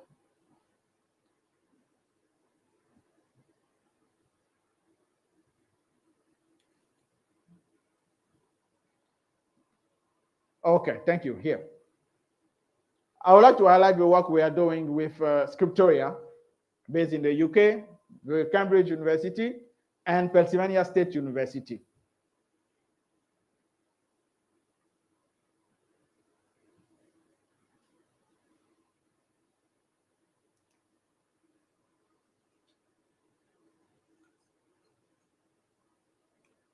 Okay, I click once. Talking about wave achievements, really with time, I'm not going to make a list of all we have done. Emmanuel in this talk will mention a few of the achievements. Here, I'm going to talk about the cube, the wave cube, and the fact that we became a center of, a regional center of excellence for transboundary plant pathogens in May, based on all the achievements that we made. The wave cube is a world-class crop pest and disease data management tool for Central and West Africa. The cube was developed as a part of a research grant to explore best scientifically rigorous approaches to crop and pest disease monitoring and responses in sub-Saharan Africa. It was done working in partnership with Scriptoria, based in the UK, and the Gilligan's Group, based at the University of Cambridge. It was done under a grant from the Bill and Melinda Gates Foundation and FCDO. With actual cassava disease data was used to build, test, and refine the cube. When I said about cassava disease, I'm talking about viral cassava diseases, cassava mosaic disease, and mainly cassava brown streak disease. This disease is not yet in West Africa, is moving from East Africa to West Africa. And we don't want it in West Africa because it's going to be a huge problem. We believe that the cube has jumped years of data management system.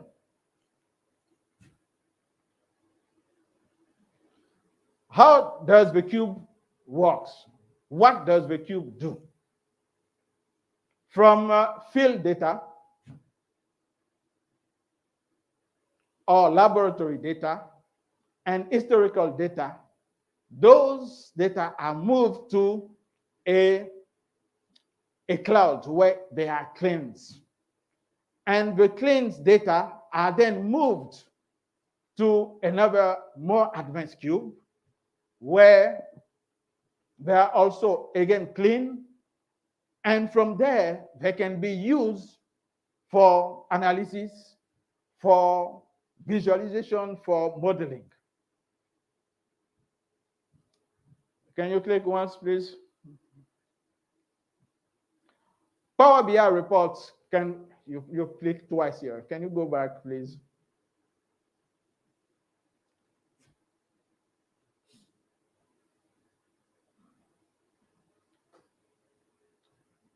Power BI reports can provide an attractive way to view cassava diseases data.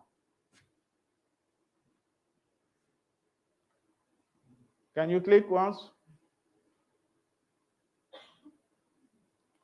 Okay, you jump the interactive one, so we'll continue. We can see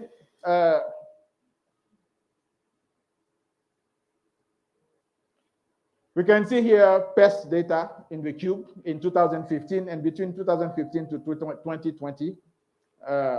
Go back, next slide, please. Okay. I think I told you not to move this presentation from there to another presentation. So you did it. And all right, next slide. Let's see what comes. Nothing. This is a movie showing the spread of CBSD from East Africa to West Africa. This is a modeling that was done with the Gilligan's group. Next slide, please. Oh, you went back to my presentation. Thank you. All right, click again. Click. Click. Go back to the next slide. Next slide. No, it's not working. Sorry, guys. I came here early enough to rehearse with my presentation, but it was moved to another format, so we are losing everything. Can continue. Sorry. The video cannot play. I'm clicking, but it's not even going anywhere.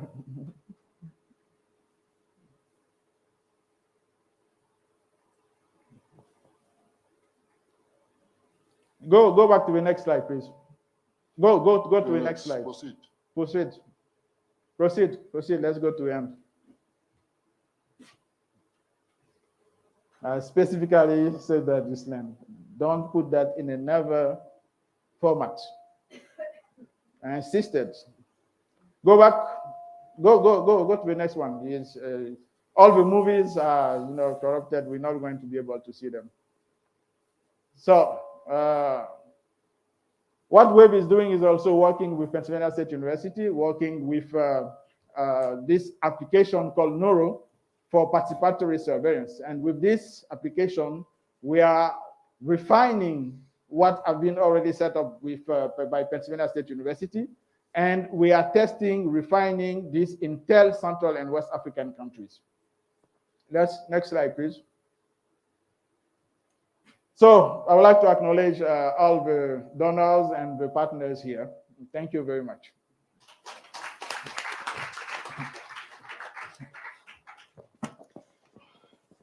Sorry, Justin, for that.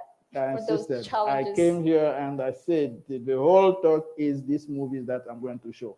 And it's better not to touch it, not to put it in any other format. So now we know. So. You'll be invited next year. But what we can do is that we can commit to putting the presentation in ICCRA's webpage. We can do that and through our channel so that we can make sure that everybody that it's interesting can kind of have access to that. So thank you very much. And I really enjoyed your slogan in terms of no borders, no silos. This is the way that we should be working, and this is the way that we want to work in ICCRA, and using these regional approaches to address these challenges, because this is the only way that we are going to be effective. So thank you, Justin, for that. Let's move to another regional organization. So Emmanuel, it's going to walk us through CORAF, Pest and Disease Agenda, and then very important plans towards this regional alliance. Yeah. Thank you. Okay, thank you very much, Anne-Maria. Thanks already to Ghislaine and Justin. They've already given an overview of what they're going to say. You know, the essence here is just to talk about what CORAF does and then focus on the alliance we want to put in place between BMAF and WAVE. So you accept greetings from West and Central Africa Council for Actual Research and Development. That's CORAF, we're based in Dakar, Senegal. You know, here they talk about a lot of challenges and initiatives. We all know that capacity needs and challenges vary by country and by region. So we need a concerted and a coordinated effort, and CORAF is the answer. If you go to CORAF, we already partner with the two speakers, BMAF and WAVE. So we are soliciting your support that if you want to invest in Africa, especially in West and Central Africa, CORAF is there to coordinate. And then also they know there are a lot of initiatives on ground, a lot of technologies, a lot of practices, but if we don't do a concerted and coordinated effort, the beneficiary will always be in challenges. So we need to coordinate. So in CORAF is a regional, please go to the next slide. The presentation, as I've already highlighted, we're talking about what the initiative we have at CORAF. We also have to explain how CORAF does it operates, then the needs for partnership and coordination. Next slide, please. So that's CORAF. CORAF was established in 1987. We're based in Dakar, in Senegal. That's where the headquarters is. And we have a lot of pillars. We have to do coordination. We do technology scaling. We do gender studies. We do a lot of activity based on market and trades. We also share information that is with our partners. We also do a lot of demonstration of technologies that are developed by the regional and research centers. Then our main objective is to carry technologies from the laboratory or from research institutes to the beneficiaries. Next slide, please. So our pest and disease agenda, it is not magical, but it just needs coordination. Next slide. So at CORAF, we have been doing a lot of initiatives on pests and diseases in collaboration with the other partners we've just spoken now. And there we know the challenges of trans-border pests and diseases that my colleague has just presented, Justin has presented. It is a major challenge, and we also know the consequences and the causes.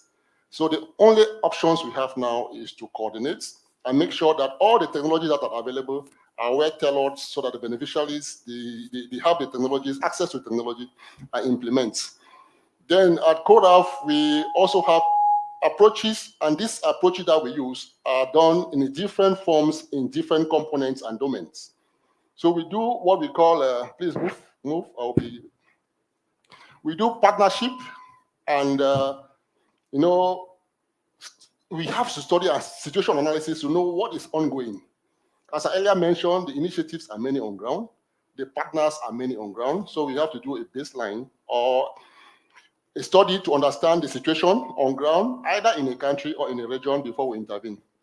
We also do a lot of capacity development initiative. We also do a lot of technology.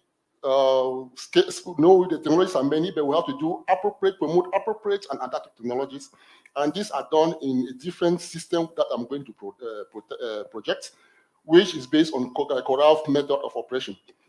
And we also do a lot of gender study with youth to promote, you know, the farmers involved in agriculture nowadays are aging. So we have to entice and tailor or package the technology so that it should be appetizing for youths and engage youths to actually scale the technology. And private sectors also need to be involved. I'm happy with the first presenter, the first series that had the private sector to actually give us what are their roles they are playing and their needs. If you know somebody needs, it's easier for you to help the person. Next slide, please. So, as I earlier mentioned, the way we operate at CORAF, we have national centers of specialization and regional center of excellence. Justin already mentioned that WAVE Center is a center of excellence where we have to demonstrate technologies. We have a lot of technologies. It's a one-stop shop. We demonstrate technologies. We do training. The training can be group training or individual training, that's academic training. Then the group training might be farmers. They come there for training. We also partner with a lot of actors. They can be private sectors. They can be universities, NGOs, regional organizations that they also come there for knowledge sharing, and also to adopt some technologies that are really potential technologies for them to upscale or to take to areas where it is not being implemented. Then what CORAF does, as earlier mentioned, is just coordination monitoring and supervision that we do at CORAF. We also do a lot of technology showcasing. Then we do a transfer of technology from those centers to other centers. So CORAF activities is basically mostly based on coordinations and technology transfer. Next slide, please. Next slide. So plan towards regional alliance. PMAF and WAVE are already in the region. So what we are saying is if you want to do a terror on climate smart agriculture or intervene on technologies that can help farmers, beneficiaries overcome challenges based on climate change, CORAF is there with the other partners that have already spoken to see how we can coordinate and concert our efforts based on who are on the ground, what technologies are they using, what practices are they using. Then we do a scaling to have the technology that are appropriate adopted, then takes to the beneficiaries. And here with alliance between WAVE and BMAP, that's my wish. We want, since CORAF operates in West and Central Africa, and our partners also operate in the same region, if we, the three, CORAF, BMAF, and WAVE, can be together and form an alliance, then it will actually be beneficial, not only to the beneficiaries, but to the actors and the donors. We shouldn't just rely only on giving funds to partners to do activities, but these funds that we are channeling to partners to do activities needs to be coordinated. And we have also indicated what are the roles that BMAF will be doing. Gislaine already spoken, they are into arthropods. Then Prof. Justin also indicated that they're into diseases. Then CORAF is there to do a coordination efforts. Then what we plan to do together, we have already indicated what BMAF is doing and what WAVE is doing. Doing it independently will not benefit any farmers. I remember when we were doing a lot of activities with farmers, you go to the field, different centers have been in AICCRA centers, farmers are occupied from Monday to Friday or to Saturday because the centers wants to work independently. And every day, each unit or each center has a meeting with farmers. They keep disturbing the farmers' activity. So if we can coordinate and make it a one-stop shop, they will benefit the beneficiary and also the donor. Next slide, please. So the initiatives undertaken, we've done a lot of meeting, networking, task force in place. We've met with the regional organization, the ECOWAS, the ECAS in Central African region. We've identified what are the basic needs, how can we intervene and help to coordinate all the initiatives, the practices that are on ground that are potential that we can scale to farmers. And we'll be meeting a lot with all these regional organizations and the independent partners on ground. And we are happy now that the CG is also becoming a one CG, one-stop shop, where with them we can concert our effort and move forward. Next slide, please. What attracted CORAF to partner with WAVE and BMAF, as Prof. Justin mentioned, they've already constructed and rehabilitated a lot of labs, about 17 labs in West and Central Africa.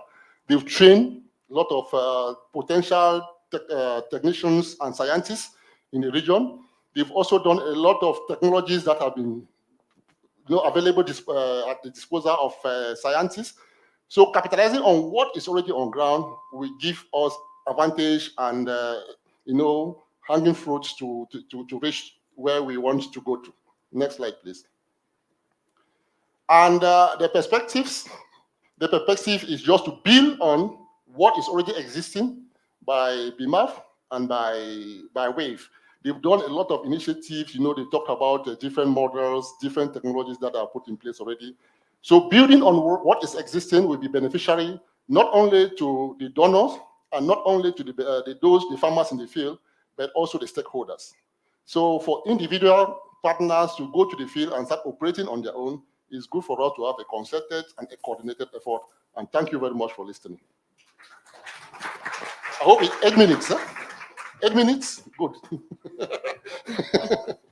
Thank you very much, Emmanuel. That was great. And really nice to see how CORAF, WAVE, BMAP are really working together and then following Justin, no boundaries, no silos, to really being able to address this challenge. And how I see AICCRA participating in this regional alliance very much in terms of capacity building, in terms of strengthening these partnerships, in terms of providing the scientific evidence, in terms of being able to understand how to scale through this regional alliance. So thank you very much for that. We have time for questions, Vita. Okay. So again, let's open the floor here for people that are participating in this room for questions, but also please, the ones that are following us online, include your questions in the YouTube or LinkedIn channel, and then Reese will make sure that we are able to address them.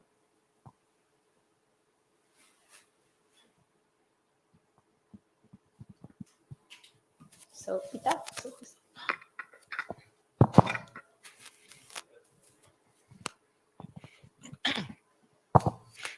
Thank you very much. For me, this was like a classroom, actually. I learned a lot, especially about the gravity of the problem. So, as a climate scientist, my reaction is, okay, how can I help? How can climate help? So Christopher mentioned the regional early warning system. And I said, okay, why not start with the national? So my thinking is, if you are thinking about early warning systems, what goes into that system? And what would be the role of climate information, if any? And then at what time and space scale? So it would be good to know how we, from the climate side, can help in this.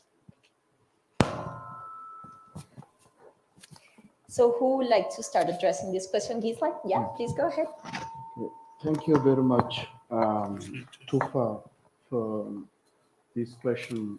I think one of the angles where climate research and outcomes can support the co-development of a fully operational and effective early warning and rapid response system is about contribution regarding decision support tools in terms of models that inform decision makers and stakeholders about the risks associated to invasive and alien species. That's number one. What is going into an early warning and rapid response system? Definitely capacitation in terms of strengthening the capabilities of farmers and also stakeholders in terms of monitoring and surveillance, and also enhancing their abilities of reporting the risks.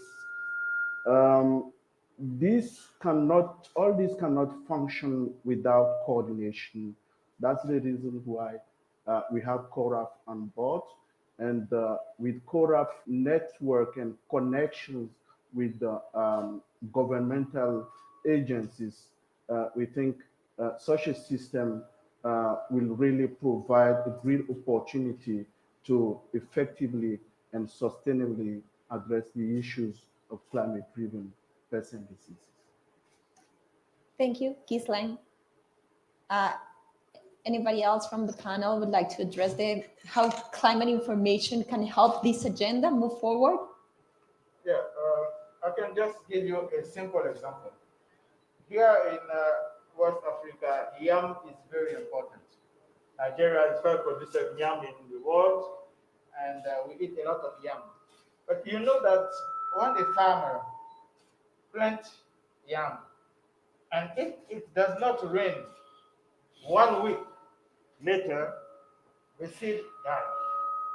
So just by sending an SMS to a farmer saying that just wait, don't plant this week, wait next week, you save the year, you save the production. And the application I showed at the end can send those SMS to those farmers. See, so climate information will change the lives of those farmers just one essence. Thank you. Thank you for that. Right. I also have a question. Thank you very much for the program. And I have realized that most of the attention has been diverted to the climatic change. But waste management, that's plastic waste management, is one of the difficult challenge that we are facing here in Ghana, especially when you go to even our villages. Farmers mostly find it difficult to plant and have a positive result due to the plastic waste that have been dumped, and most of them are going deep inside our soil. So what is the organization doing? Do you have a program? Do you have attention on how farmers are going to deal with this plastic waste that have been dumped on our farms, our lands, and mostly in our soils, because it is affecting crop production? So I want to draw the attention of the organization if there's something that can be done about this plastic waste management or plastic waste that is affecting our lands. Thank you very much. Thank you for that question. Emmanuel? Is it a question or yes, yes, it's yes, something comment. that's more of policy? Yes, yes. It's a comment. Question. Do you have any program? Do you have any education that you give to the farmers, how they are going to manage or take control of this plastic waste in our soil? I think prevention is a better approach. If you go to, I work in Rwanda for 4 years, and in Rwanda, plastic is really forbidden. You don't use plastic. It's a policy issue. So the government puts the policy, then they now provide, there must be substitutes. What other substitutes are you putting in the, available for use in the absence of plastic? So you don't just go on air and say, oh, don't use plastic, but there must be an alternative to plastic. So in Rwanda, it is really an example to go and see how it operates there. In Rwanda, I've been there. I worked in Rwanda for 4 years. There is a policy issue, no plastic in Rwanda, but it's a substitute, degradable, which is available and accessible. Yes. So it's about incentives, no? It's Having about providing policy. Yeah, more of providing policy, right incentives. Okay, good. Thank you very much. My name is Charles Toto, anyway. I am the Director of Food Research Institute in Ghana, CSI. And my question goes to Christopher. You did mention about cassava, which is very good. It's the staple in Ghana here. Looking at opening up cassava, we are looking at industrialization of cassava. And that comes to the cassava chips. A key challenge is the larger grain boiler, the early warning systems. How can we take advantage of these early warning systems to address the challenge of the larger grain boiler devastating the cassava chips, preventing us to push it into industrialization? Because we believe that when we move cassava into the level of industrialization, you have the bottom-up approach where we pull our farmers on board. That is my simple question to Christopher. Thank you very much. Thank you. Okay, thank you. For the larger grain borer, there is a solution available. Because there is we can use Biorisk control, that's a predator, and the predator is available. So what we have been doing over the years is that as we get feedback from the field as to where there is prevalence of these larger grain borers, then we step up the production and we release those particular areas. So we rely on feedback from the field as to what is happening. So when we get the information, we step out the production and we release. So there's a Biorisk control agent available which I've been using and releasing over the years, which is able to manage the larger grain borer. Thank you.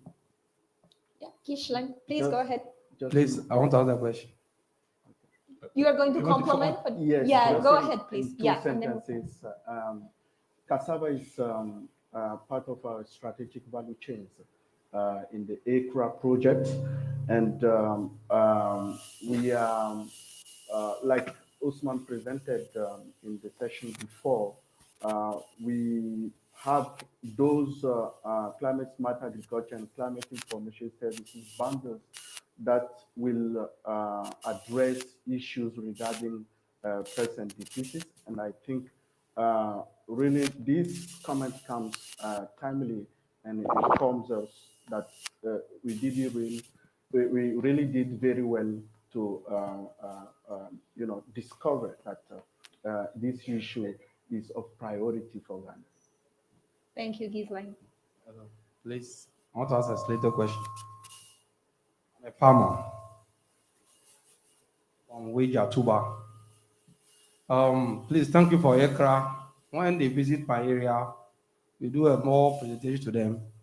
Secondly, I want to look at your previous first presentation. You talk about gender, the youth and the women. My area, there's a lot of youth there.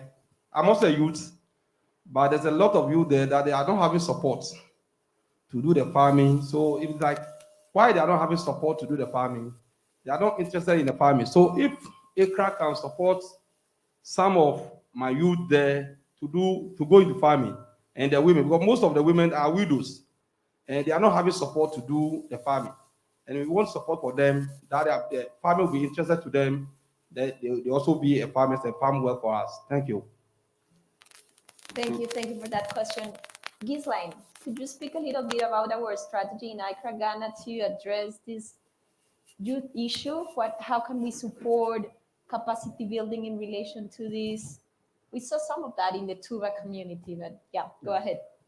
The gender and social inclusion issue is really central in AICCRA, and we are very serious about that in terms of really addressing the needs of this group of people in the communities, in terms of identifying what are the services and the technologies that they are needed, and also what are the capacitation needs that they have to really help in terms of improving and contributing to better livelihoods. Thank you. Any Yeah, Yes, Emmanuel, you know, go ahead. I also mentioned about gender, and support is relative. Support is relative and generic. Support can be in terms of capacity, in terms of resources, in terms of technology. So it is generic. It is you to identify what are the needs of those youths, so that it should be, what they are bringing in as support should be timely and needed. And we are also going into mechanization. Most of our farmers, they have been doing this thing, with their hands, and thinking of how we can mechanize and make sure that the youths you gain time, and then also it shouldn't be labor intensive. So those are the issues. There are some projects we've conducted and tried to give starting funds to some youths. They find themselves in Europe and America. So that's why I'm saying that support is relative. You actually have to assess and know the needs, so that the support you are giving, it should be support that is needed. Thank you. Excellent. Do we have online questions? We do have online questions. Thank you. Okay. Actually, this one is directed to Emmanuel. It's a question for him. What is the CORAF strategy to prevent pests and disease spread without disrupting trade and seed dissemination? Yeah, as I earlier mentioned, there are several approaches. The first is we also work in collaboration with research institutes, where we get tolerant and resistant varieties that we disseminate. That's the first. Then secondly, we work with regional organizations like the ECOWAS, the ECAS, where we harmonize strategies and policies on seeds, where now you homologate seeds in one country, it can easily be transported or introduced in another country for use. So you don't go through the process of evaluation again. So we're working together with the regional organizations, working together with the research institutes to get tolerant, resistant variety. That's the first approach. Then in the participatory approach with farmers, they now adopt these varieties. Then secondly, with the regional organizations and centers, we harmonize policies so that you don't waste time going to evaluate what has been done in another country. So country A in Nigeria can develop varieties, homologate the varieties. It is introduced in Senegal and it's used there. They will make sure the standards and norms are okay. The quality also, we have quality assessment to make sure that the seeds It can be either seeds, true seeds, or vegetative propagated. So there are policies and standards for all these planting materials. Hello. Please, I want to come in. You talk about capacity building and fund, but my area, me, I'm here as a farmer, so anything concern my people there, that's what I'll say. My people there need fund and capacity building because with that, they can do the farming well. Because as of now, when my people going out to buy tomato seed, a tin of tomato seed is about 300 Ghana, and the person don't have any money to buy it. So with fund, the people can bought the tomato seed and plant. So I need capacity building and fund to, or even if a grant or a loan, a soft loan to them, they can farm well. Thank you. So capacity building comes again, no? The importance of capacity building. I think that we are clear about that. Gisline, do you want to say some few words about capacity building in AICCRA in Ghana? Yeah, I think this is really part of what we want to do in the AICCRA Ghana project. And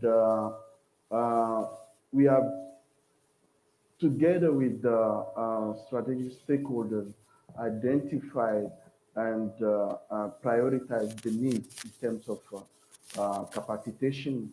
And I think I strongly support the submission of the farmer that you will see that happening in the framework of AICCRA Ghana.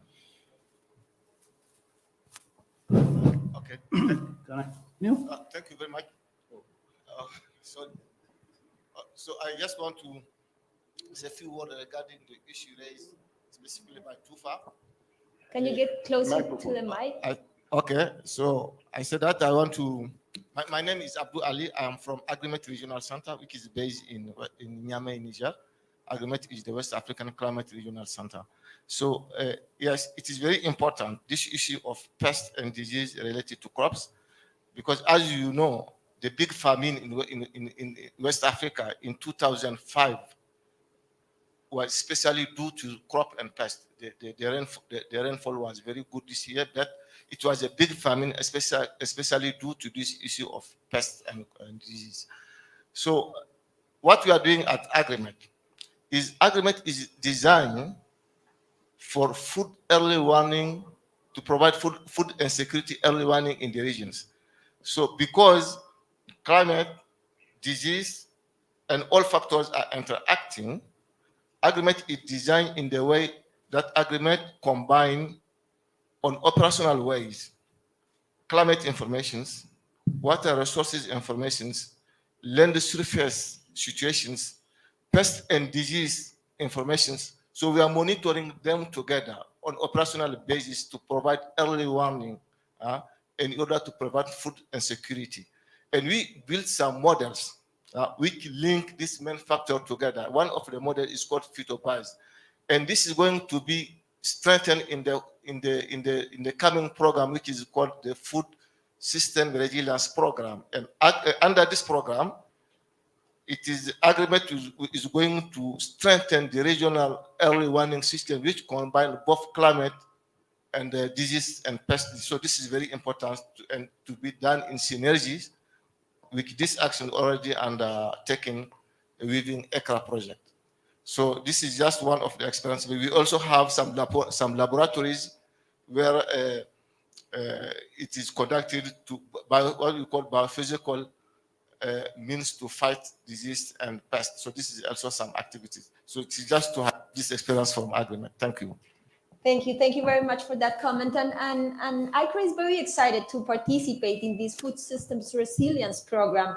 We believe that there's a lot that we can contribute, and thank you for bringing that bundle approach again. No, the ingredients that we were talking in the previous panel, how all these different types of information need to be put together and analyzed so that we can effectively thinking about an early warning system for pests and diseases, that we can build an effective system that can respond to the needs. But very important point, and Gisline, let me ask you something, because so we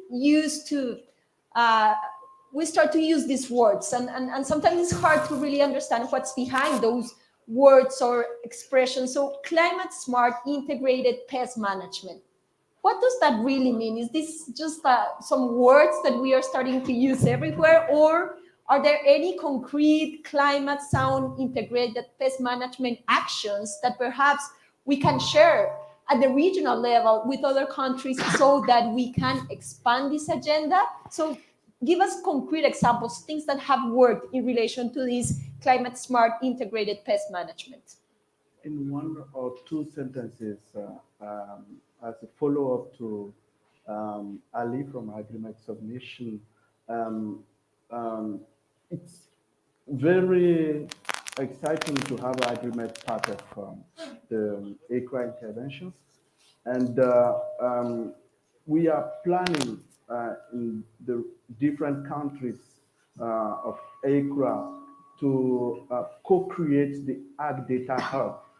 And there are discussions around how we share the data. And I think what he's saying comes really timely because, for instance, today we had a meeting with the World Bank and MOFA in terms of what are the data needs and what are the mechanisms that we can put together to share those data. I think when we will start operationalizing this idea, I think the data from Agreement will be definitely needed.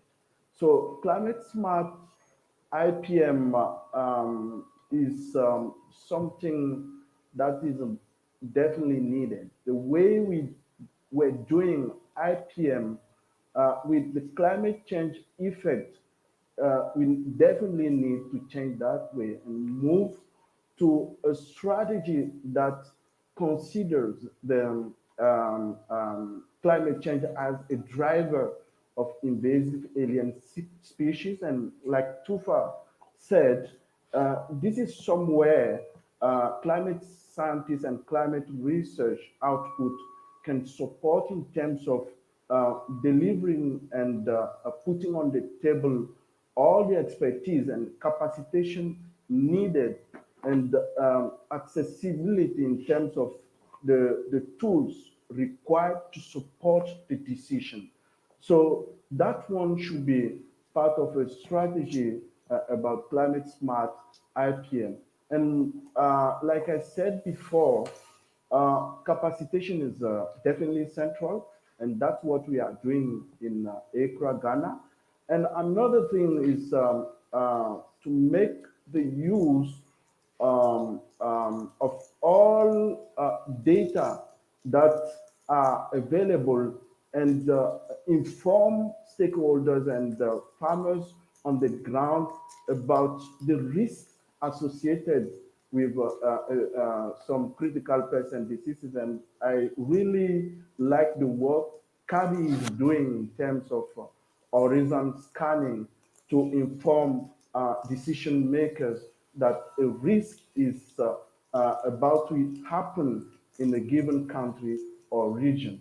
So all these things, together with monitoring and surveillance effort, early warning and rapid response, availability and accessibility of risk models to inform decision, all this is really crucial, and that's what we think should be part of a climate smart IPM strategy. Thank you. Thank you very much, Kinsley. So it's not a new boss. There's meat behind that. Okay, so more questions online, Reese? No? Okay, good. I want to go back to Christopher, because for us, so we are scientists, we are researchers, but you come from the decision-making world. So you work for the ministry.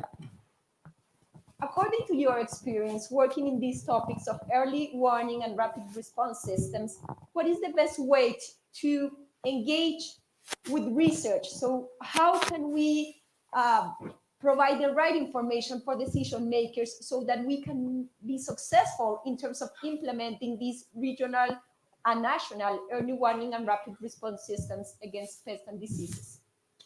Okay, so what we are considering is that through information from our partners, through information from the horizon scanning, through our own studies, we can come up with prioritized list of pests and diseases which we think can be introduced into the country.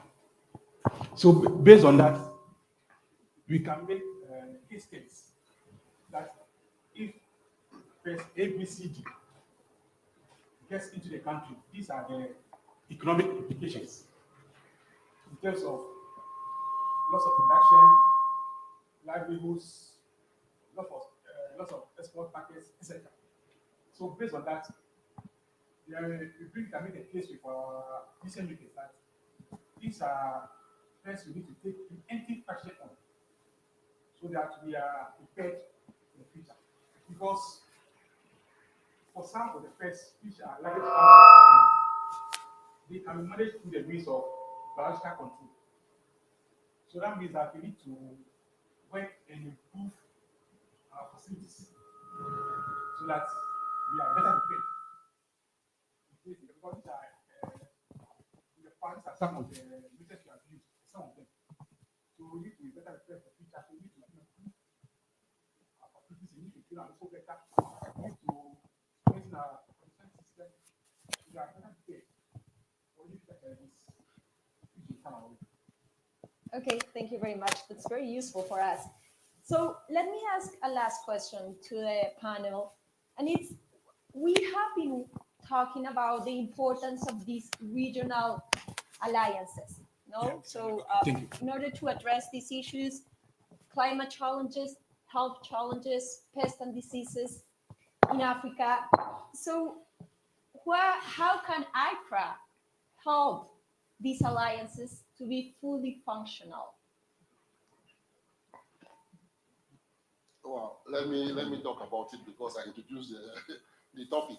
Uh-huh. You know, next month, AICCRA will be organizing a workshop in Senegal, and it's a foresight planning and analysis. This already is something important, and it's a regional workshop being connected by CORAF, where we are having partners from West and Central Africa. This is already one of it. There are so many others, and we have so many initiatives ongoing that we are also inviting AICCRA to see how they can. You know, capacity is the key. As I earlier mentioned, you know, capacity needs vary from, you know, by country and by region. So we've been partnering with other institutes to know what are the capacity needs. It might be infrastructural needs, it might be human capacity needs. So those who are in need of human capacity are being trained by AICCRA. Then in terms of infrastructure, we also partner with other organizations or developmental organizations like the World Bank. They've assisted us to put on some infrastructures in some countries. So you need a holistic, coordinated effort. Somebody provide resources, some other person provide technologies, some other partner provide services. So there are a lot of partners on the ground, a lot of initiatives on the ground, but if it's not coordinated, then we will be working in vain, as I look at it. So infrastructures are there.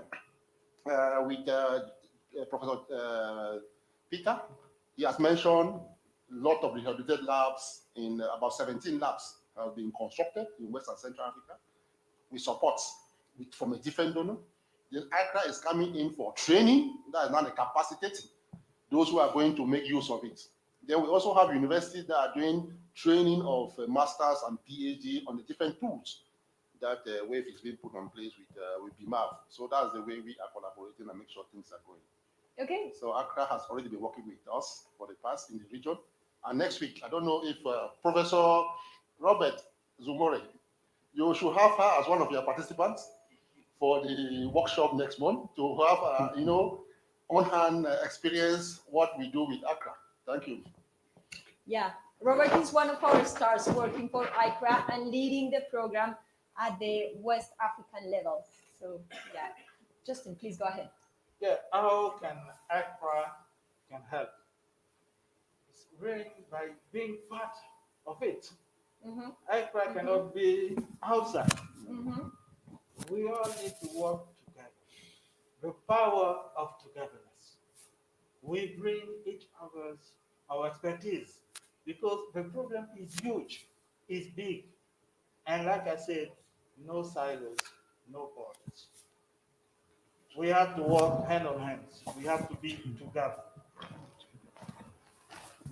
Say we have to work hand in hand. We have to be together. AICCRA cannot stay outside. AICCRA has to be part of the alliance that we are building. It's still time. It's still time, I think. The power of togetherness, it's very important. Thank you very much. And we want to be part of the alliance. Of course, we want to be part of the alliance. We believe that we can contribute. So please, round of applause to the panelists. It was great. Thank you very much. So I just would like to highlight some of the key things that we discussed today. I think that this dialogue was really interesting in addressing the key challenges. So we started by understanding that climate is a real challenge in Ghana. We saw scary figures in terms of the impact for the Ghanaian economy of climate variability and climate change. But we also understood the importance of addressing pests and diseases. And if we don't address this properly, we're never going to be able to build the resilience that is needed to address these climate challenges. And therefore, the combination of health and food needs to be addressed jointly. And therefore, that's why in Ghana, in AICCRA, we are considering this One Health approach. So I think that it was clear that the ingredients are there and that this is something that is needed and can really make a difference in terms of preparing farmers to respond to these climate challenges. We also discussed the possibility of sustainable finance to address these climate smart technologies, to enhance them, to bring them to scale, but there is also the opportunity to being able to use them to generate more access for women, for youth, considering this gender and social inclusion approach. So that's another key opportunity in there. And there, I would like to highlight some of the key words that emerge many times during our conversations in both panels. The importance of partnerships, effective partnerships. So very important if we want to be able to address these climate challenges, pests and diseases, we need to engage in effective partnerships. As Justin was saying, no boundaries, climate change has no boundaries, no silos. Capacity building, we heard many times the word capacity building for women, for youth, for farmers. So we really need to think seriously about this agenda and how this capacity building needs to be effective in bringing the knowledge that it's necessary, addressing the needs, understanding realities of implementing these climate smart agricultural technologies and climate information services. And then the importance of being able to scale.